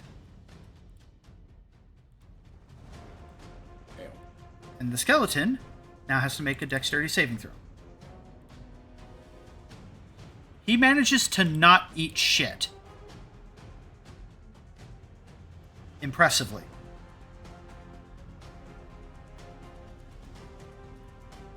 Is that it for Beast's turn? Does Beast only get one attack? Currently. Okay, then yes, that is it for Beast's turn. All right, Lucky with Valor on deck. Yay! I'm going to work hard a bit. Still concentrating. I only see one enemy. That is correct. Alright, You see fine. one skeleton. I can go to theirs. There. only see one skeleton, so I feel sorry for the skeleton. I'm going to pull out my running thread and I'm going to whip him twice. Oh dear. By the way, he is looking not great. Just give you that heads up. Let's do one at a time. Enemy I've got. Well, I get 2 beams with it now because I'm level 5. Oh, So that's I get right. 2. Oh, that's right. That's right. We did do it as beams. Resources. Yeah. All right, roll the hit. Run. 1 second. That'll hit. That is going to be fire damage. All right. And second one, Will also hit. well, also fire damage. So the first time, it had just landed, was getting its bearing straight, was getting ready to stab a dog, and then you catch it across its jaw, turning its head, spinning clockwise, and then its jaw is hanging on one hinge as he catches its head, and just as he catches his head, you catch him by the hand, and his head on the opposite side, going the opposite direction, you send his head flying. Let her rip. As you whipped one way, and then you whipped back and forth. I whip my spell back and forth. No, I'm done. Yeah. I whip his skull back and forth. Do you have any more movement left? Let's see. 5, 10, 15, 20, 25. Technically, I could double my speed if I wanted to. Yeah, it's entirely up to you. 'Cause I just want to make sure that you're done with your turn before I end your turn. Is that a tabaxi thing? Yes, it is. yes, As long as Tabaxi. I can double my movement speed. yeah, tabaxis can basically get zoomies, and they don't get it back again until they sit still for one turn. Play a tabaxi monk and then just Yeah. spin around the enemy for so long you create a fucking whirlwind and send them off. That is something that you can do. Running at mock Jesus. I'm going to try and protect the fact that I'm concentrating on a spell, and I'm going to leave my turn there. That is valid, and not a bad choice. All right, so Valor with the villagers on deck. Sure. Well, first, we shall go here so I can get vision. Yes, you should be able to see everything now. Oh, and actually, now that you've got daylight going, I'm going to temporarily change your daylight space to there. The bright light you're currently giving off.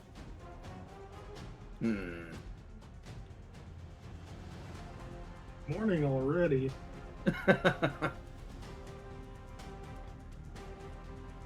Let's see.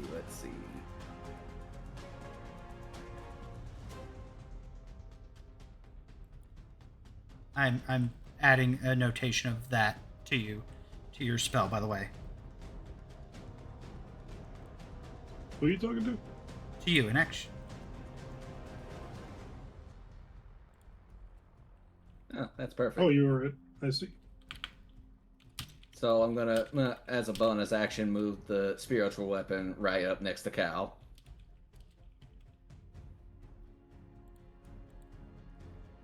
All right. I'm done hijacking your sheet, Vernon. I'm not sure what you changed, but I just notated that that the bright light filling the tube casts light out to 30 feet. Okay. All right, so you're moving it 20 feet up to next to Cal. Yep. All right. It's gonna bunk. Actually, technically, The what? it was right here, so it's or technically, yeah. No, screw it. I'm going to say 20 feet to there. That's what we're going to do. I don't want to deprive nothing. Bonk the It's skeleton. still within range. Watch as I turn this frying pan into a dying pan. Effectively, yes. I hate that so much. Go ahead and roll to hit. And are you bonking Yeah, the skeleton? Even for me. Yeah, I'm going for the skeleton. Fucking hell. It's bacon. It's bacon. Where? What? Why? No. I believe in you. I'm trying to find it. I'm sorry. Okay. It's about. Oh wow, you do have a lot of abilities. It's Yeah, there's a bunch. that is unfortunate. Cross-class are You do have blah, blah, blah, 3 inspirations at your disposal if you wish to use one to re-roll that. You know what? Sure. Go ahead and use one. They are here to be used. Just gotta remember where. There it is.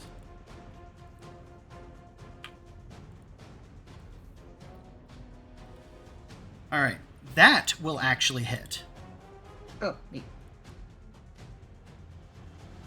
Yes, it's hitting it. Okay. Whew. So,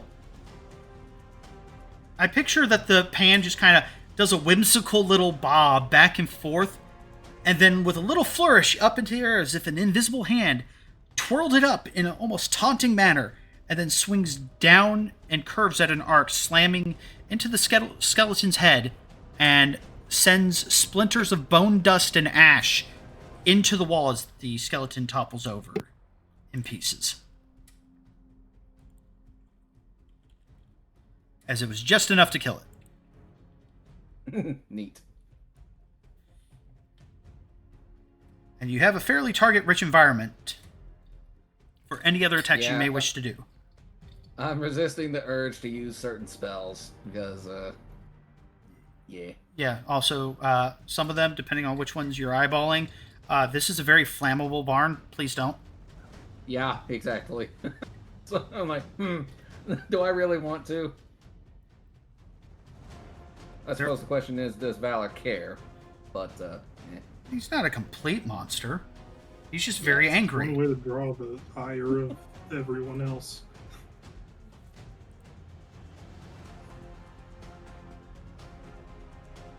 Well, tieflings are resistant to fire, so. That means he's going in there. So,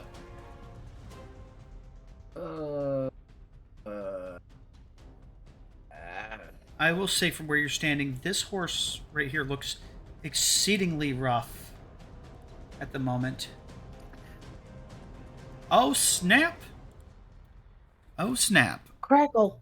Wiz is at And it. pop. And by the way, Mr. Wiz, that inspiration that you were providing does in fact include giving an inspiration back to Valor, who just spent an inspiration. As neat. Wiz has offered inspirations to the whole party. Oh yeah. Yay. Yay! I finally get one. It's just what joy feels like.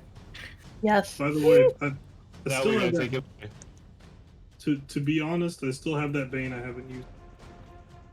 Which, I'm pretty sure the Bane doesn't affect that one spell though, because it's Nope. a saving throw.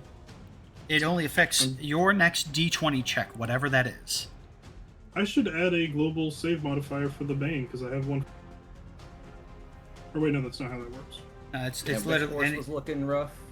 the one that is directly in front of Totar. This one right here is looking the roughest.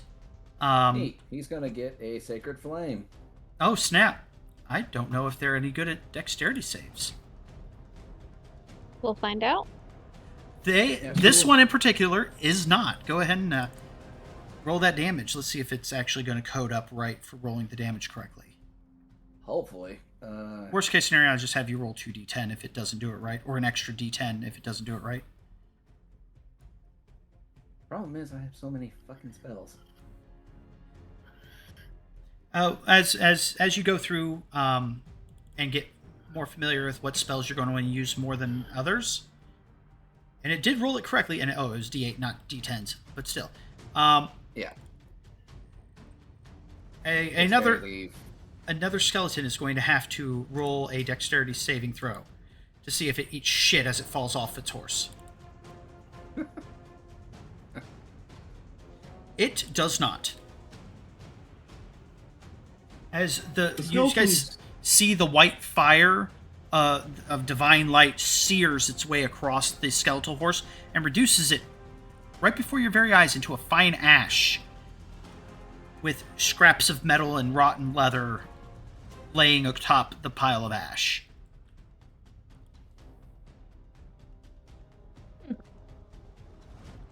And I don't know if you have any more movement, you may use that now if you wish. Otherwise, that will be the end of your turn. I check if it'll actually measure. And yes, Wiz, you are absolutely correct. Totar did go ham. It's very fitting. Oh, that's the reason it won't. Okay, that's all my movement. That's my action. That's my bonus action. So All no, right. I'm good. All right, so this guy here is not looking super duper hot, but he's going to kind of limp his way up. He's going to get up to there. And he's going to take a dodge action. The other guy is going to make an attempted swing at the skeleton. And he's going to miss with his pitchfork. Ebony, your turn with Totar on deck. Alrighty. I'm not being sidetracked right now. Ebony's just hearing all of this stuff, barely can see it. She is just like, I need to at least see how badly these boys are potentially getting hit, which, funnily enough, I don't think they really have that much. Oh, wait, there's more. Wait, there's more. So Ebony just starts running past Pepper, and she's just looking over at her like, I'm on your left, by the way. And then, like, two other people, she Misty steps over here. Love Misty Step. Misty steps so great. Misty Step is Misty.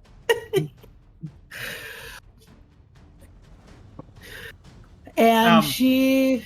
Oh, go ahead. Out of curiosity, how much more movement do you still have?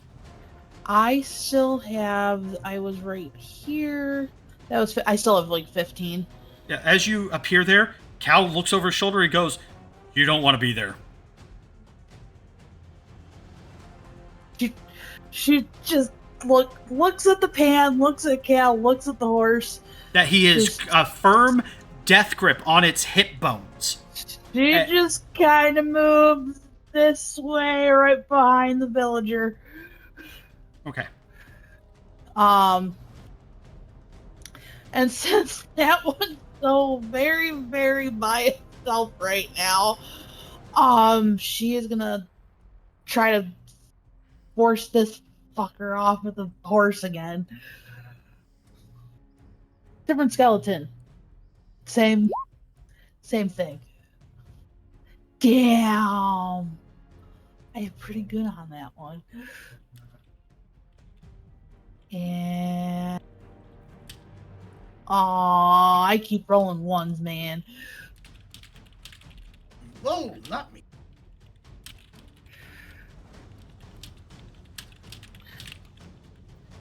Oops. So that was the skeleton? That was the skeleton right here. Yeah. Once again, you send a scattering pile of bones slamming into a wall. It had 5 left. Yay. Despite the shitty roll. Eos kind of just flutters behind the pan. Almost kind of wants to go into the pan, but doesn't. Actually, she could probably interact with the pan. She probably could, like, stand, like, on the pan. I mean, naturally, once it starts to move, it will move without her, because she won't be able to ride on it. But given her nature, she could minimally interact with it for giggles. Oh, she's looking towards Ebony. Ebony just pointing at the horse right now, because again, this thing is just in for a bad time. Are you talking about this skeleton? What? Yeah, that skeleton. That skeleton. Okay, you said horse, and that's why I wasn't certain. Well, she's gonna go after this horse. Okay. She just doesn't want to be in the line of sight of where this one's going. Basically, everything in this area is kind of in a bad position. Yeah. Everything is perfect. Everything is lit up, and I'm having a wonderful time in the sunlight. And Eos is just gonna go pew Woo! At the further horse. And that will hit as it gets slammed with 7 points of radiant damage. Woo! I end my turn. All right. Totar with the war horses on deck. You are still in a very All target-rich environment. Yes, and I have one in front of me that gives me advantage. Am I correct? No? No? Okay. Oh, no. Oh, this one here, I guess technically it's grappled at the moment. I guess you got advantage on that? Above Am I game, going to I'm- take away I'm- your thunder? Potentially, if you kill it. I don't think you'll kill it, but you might. It's just I was Totor, good. he'll kill it. You gotta remember, I got 3 swings. 3? Killing things is Oh, like yeah, his your bonus job. action. Oh, yeah, that's right. Yeah. Yeah. I mean, How about I kill the little guy behind me? Yeah, I was going to say, kill that one and give this guy at least one Not good me. whack. How about that? Let's look at the little guy behind me as I put the halberd away, as I pull out the ball. Oh, God. Yeah. Pull out the maul, kill him, and go hug the other warhorse with the maul. As I look at the guy, and a slight grin comes across my face as I raise it to swing. The Sure, I have this thing. the skeleton is grinning back at you, but that's because all it can do is grin. It doesn't have lips. We should give Oh, Totar a That will hit. tiny dagger that is humiliating to die from called Tickler. Because he could definitely kill someone with just his pinky, so. Roll damage. So, fun fact. As you obliterate this thing into dust, how do you swing? Are you swinging underhand upwards, or are you swinging down? Oh, I'm swinging down on this thing. Yeah. There's chunks of bones that go scattering everywhere as you realize something. As the blunt force of that maul's head slams into the brittle bones. That was a very satisfying crunch. You're pretty confident that had you hit one of those bastards for that much damage originally, you probably would have one-shot any of those skeletons. As I start getting what seems giddy, as I almost like a bounce in my step. As now that there's another horse over there, I will take the opportunity attack if it's going to come at me. It will be at disadvantage because it's grappled at the moment. Go ahead. Go ahead and step over As to I your move new over victim. here. Oh no. Roll for it. As I grip my handle, as I really put some swing into this. Great weapon master. Oh no. God! Well, it's gonna hurt. Swing! Roll damage. Does a 20 hit? Yes. Roll damage. That's why I stated immediately. Roll damage. Let me make sure I have that put on. So, as you hit this horse for 30... Wait, no, that's 36. 36 points of damage. It originally only had 32 at max. Jesus. I'm assuming you're kind of going like a cross-body swing slamming into it. So, Oh, yeah. just for giggles and grins, I want Vernon, both of the villagers, and Ebony to roll dexterity saving throws to see how much bone ash you guys are each Oh, getting coated God. with.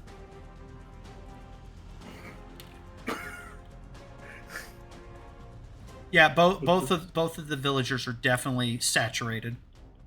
You said dexterity? Yeah. Damn! Even with that minus you know D4, what? you're fine. Can I emote how that happens, how we dodge? Oh god, yes. Because effectively, like, if you failed, you were going to get like bone ash in your nose, in your mouth, in your hair, in your ears. As Vernon turns to see the skeleton horse get fucking atomized, 'Cause he fucking The- did. bones that fly at Vernon just evaporate and turn into dust in the sky. Basically smoke as it's Passing burnt through the by beam. the sunlight. And Ebony, you managed to like either like duck behind the handkerchief or bring your cloak up or something, but you managed to keep yourself from getting a mouthful of bone ash. Oh, The poor she villagers literally- definitely have mouthfuls. They're both. She's really ducked under the villager she's in back of, pulls the poncho over her head. It just looks like a little ball. Oh, that's terrible. Oh, that's so good though.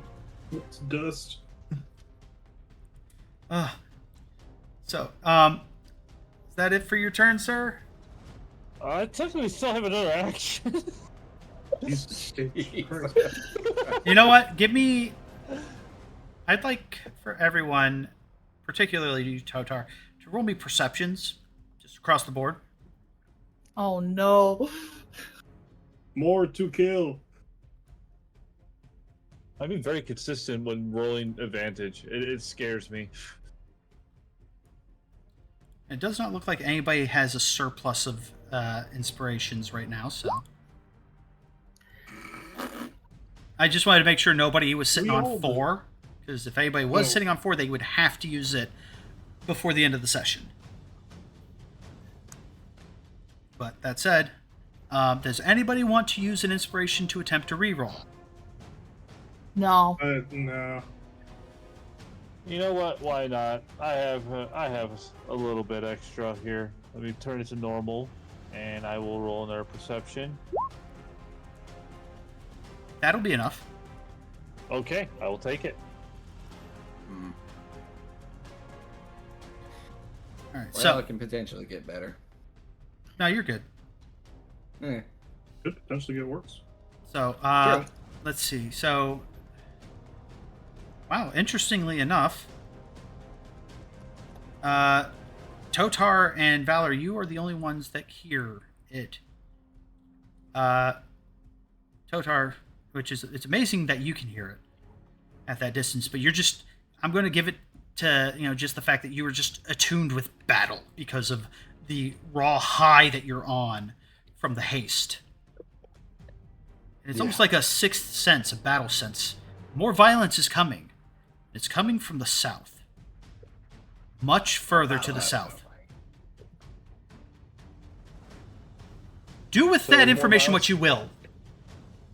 So more violence is coming? Yes. Let's see. I moved. I just want to make sure, see how much movement I used. I used 20 movement to get over there. So technically, I still have 40 movement. Before you use your hasted action to dash if you wanted. Oh, yeah, I plan on it. I plan to become front and center with the violence that's about to come. Yeah, you could, let me see, 40, because I think that's, yeah, you could, like, plug in, get yourself down to here. Well, wait, no, got to go around that wall. If you wanted to, you could be, like, right here if you wanted. That's the plan. Is this horse still alive? Or is that the one that he atomized? Oh, yeah, that one's atomized. I'm sorry, I didn't exit Okay. yet. There we go. Define a lie.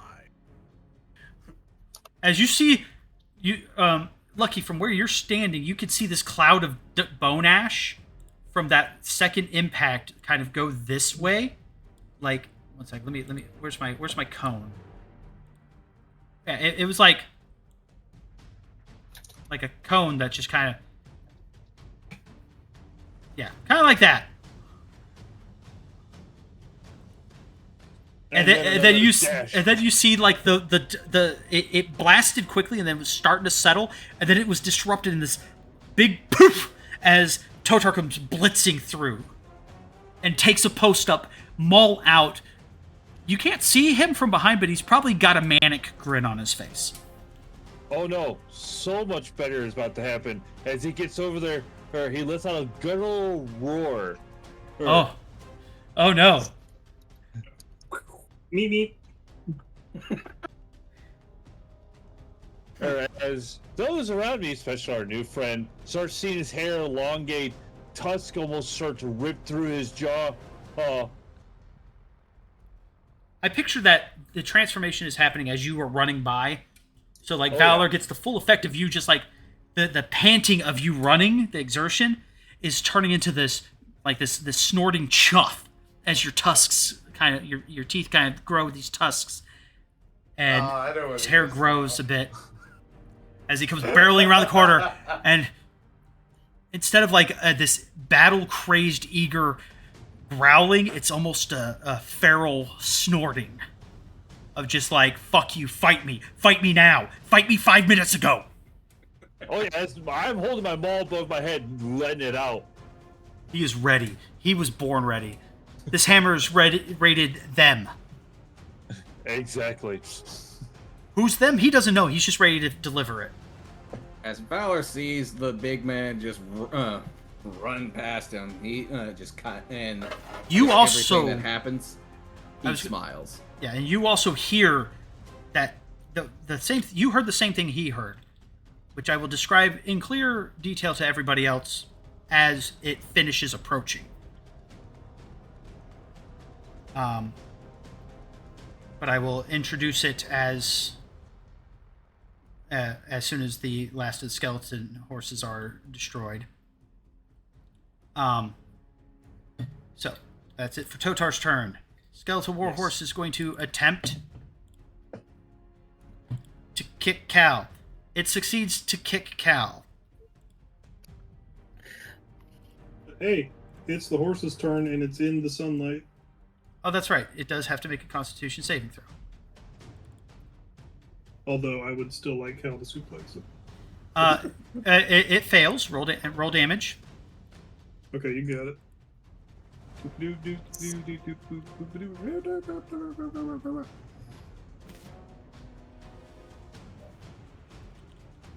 All right. Now let's see if... all right, Sal, it's going to be your turn. I am so far away from the combat. You did... you probably... Well, actually, no. I don't think you actually saw Totar go blitzing by, but you heard him. Because that man is about as quiet as a moose. Yeah, in no, thick underbrush. I've been watching the stream to see anything because I can't. That's fair. Yeah. It gets all cut off by about here. Yeah, because of dynamic lighting. There's Yeah. Oh, there's basically for her. Oh, that's not what I want to do. There's like I can see up to there's an here. invisible line like right here. I see. Yeah. Or can't you. see. Oh yeah, everything above this line she cannot see. Out of Yeah. everybody in the party, I can fucking see the most.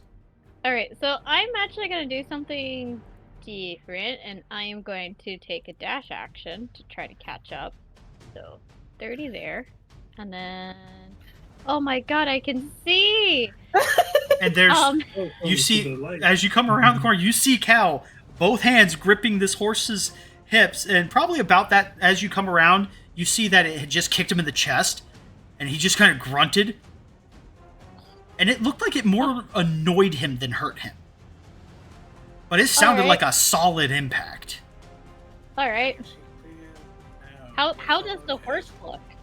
It's kind of rough, but Okay. it looks like while horses are supposed to take people on rides, it looks like it's about to go on one itself. Neat. So we're all beating the dead horse here. Okay. Yes. I'm Are you surprised sure no you one want to has... hit the horse? I was waiting for somebody to make the joke. If you didn't, I know, I I'm- was. I know, I've been wanting to say that all night. Anyways, and just to make sure, my spiritual weapon does have the ability to move, like, I think... It's only 20 feet. It's not going to reach him. But Yeah. I will say, you do see Totar off in the distance to the south east of you, facing away, hammer ready, looking ready to fuck around. Alright, so here's what I'm gonna do. The weapon is gonna go follow Totar. So you can move it up to 20 feet. So if it was in Think that's this fine. square, it can... Yeah, it can Yeah, get to that okay. square. Alright, and then Cell is going to cast Toll the Dead on the horse. All right. Says a wisdom saving throw. All right. Don't worry, guys. We're getting ready to wrap up. And that's a fail. Roll damage. Wonderful. So, what did it roll? out of curiosity? 5. Oh, wonderful. Jesus. And then. Oh God. It's obliterated! Jesus. As the horse falls to pieces in Cal's hands, there is a look of utter dejection on his face. Oh. Oh. He just kind of looks at it. And you hear, Ebony and Vernon are probably the only ones that hear him, as he goes, man, I never get to do anything fun. Oh no. Oh, wow. Well done, silly cockblock. Well done. Jesus. So, No, lucky. 24 fucking damage. Holy shit. I don't think I can do anything else. So as the last of the horses fall to pieces, steel clashes, the bones shatter, and the air is thick with the reek of death and churned mud. You hear, the battle cries from all of you mixing with the dry snapping grind of undead jaws as skeletal riders are cut down one by one, but the noise of combat never lessens. It deepens. A low thunder rolls in from the south, not of weather, but of hooves. Heavy, deliberate, measured. The ground trembles beneath each strike, dust rising from the road. They didn't last long enough, but, the skeletal horses would have hesitated in response. But you see a rider approaching, unlike the rest. A towering skeletal knight draped in the remnants of once regal plate, now blackened with rot and etched with infernal script that glows faintly in the dark. His breastplate bears a fractured sigil, unreadable yet heavy with some ancient, hateful weight. You see a massive bastard sword, a large one-handed sword, resting across his saddle, across his back. Its blade crusted with dried blood that never seemed to dull. A once elegant shield strapped to his arm. It too darkened with the corruption emanating from the knight wearing the garb. But beneath him, his steed is no common undead mount. It is a monstrosity. It is a skeletal war horse, twice the mass of the others, armored in jagged iron plating fused to bone. Its eyes burn with blue fire so fierce they cast flickering light across the ruined field. Every breath it takes exhales a shroud of frost and dust. They move as one, no wasted motion, no sound save the rhythmic clack of hoof and plate. The knight halts at the edge of the field, surveying the battle like a general assessing an inconvenience. His skull tilts slightly towards Vernon in the distance, almost as if with recognition. Then, without a word, he raises his sword to the sky. A wave of unnatural cold ripples through the air. You see the fallen skeletons twitch, bones creaking, fingers clawing at dirt. Some begin to stir again, their shattered skulls knitting, blue fire reigniting in dead sockets. The knight's empty gaze fixes on the living. You should not have come. A voice rasps, but not from the bones themselves, but from everywhere, carried on the wind like the echo of a tomb. He lowers his blade, and his horse rears back with a piercing shriek, and that is where we will end tonight's session.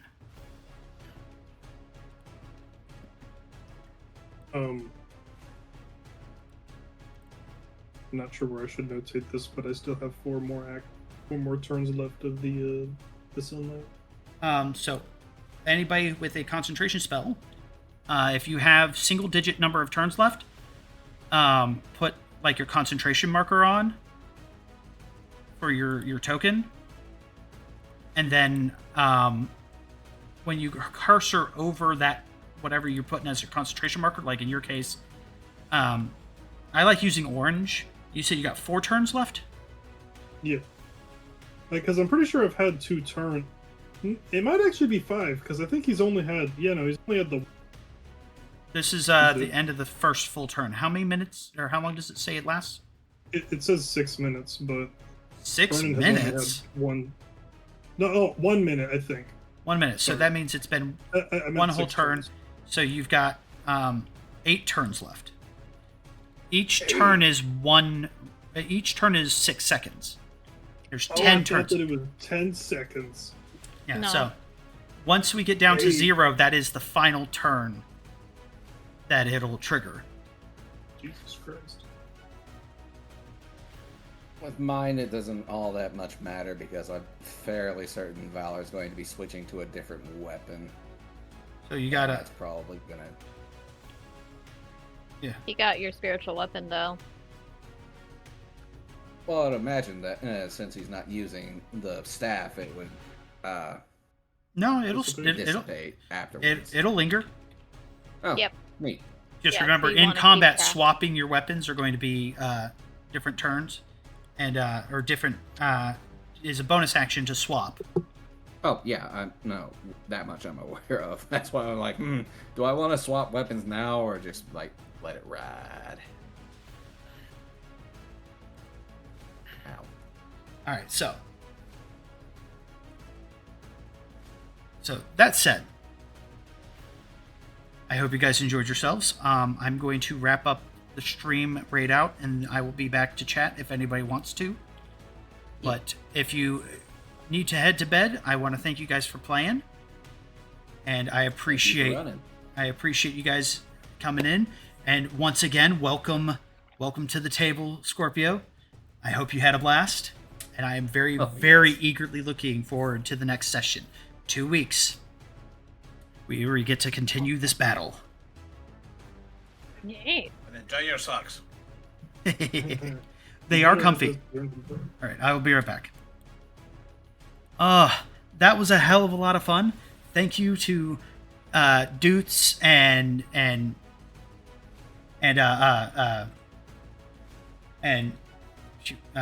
John popping in to the stream. I've been hoping to get John in here for a while. Thank you, Old Man Wiz, for the gifted subs. Thank you for all the activity in chat. We have the next session. Ooh, I need to switch which scene we're on. The next session will be in 2 weeks of the Shadows of Despair. We do have the Strixhaven campaign in another week, next Sunday. And I might squeeze in some Dune or Final Fantasy streams this week. I'm taking a couple days off because I rolled a rib and I need time to heal. So, I will see you guys very soon, hopefully. But regardless, thank you guys for hanging out. Thank you, Wiz, for the gifted inspirations to the party. Thank you, Doots, for the Bane. I am very sad that the Bane did not actually do much because he rolled really, really good. But thank you guys for hanging out. Let us find ourselves a raid target. And I would appreciate anyone and everybody hanging out for the raid if possible, because it always helps. It is great to support the channel and also supports the people we raid out to. Also, I forgot to do this earlier, but we've got a Discord server. We have also this lovely link over to thegrumpycookies.com for nerd paraphernalia. And that said, who is streaming what right now? Oh, maybe we'll go raid Blackwater. That's where we might go raid. Who else is doing D&D? Anybody else? All right, we're going to go raid out over to Blackwater D&D.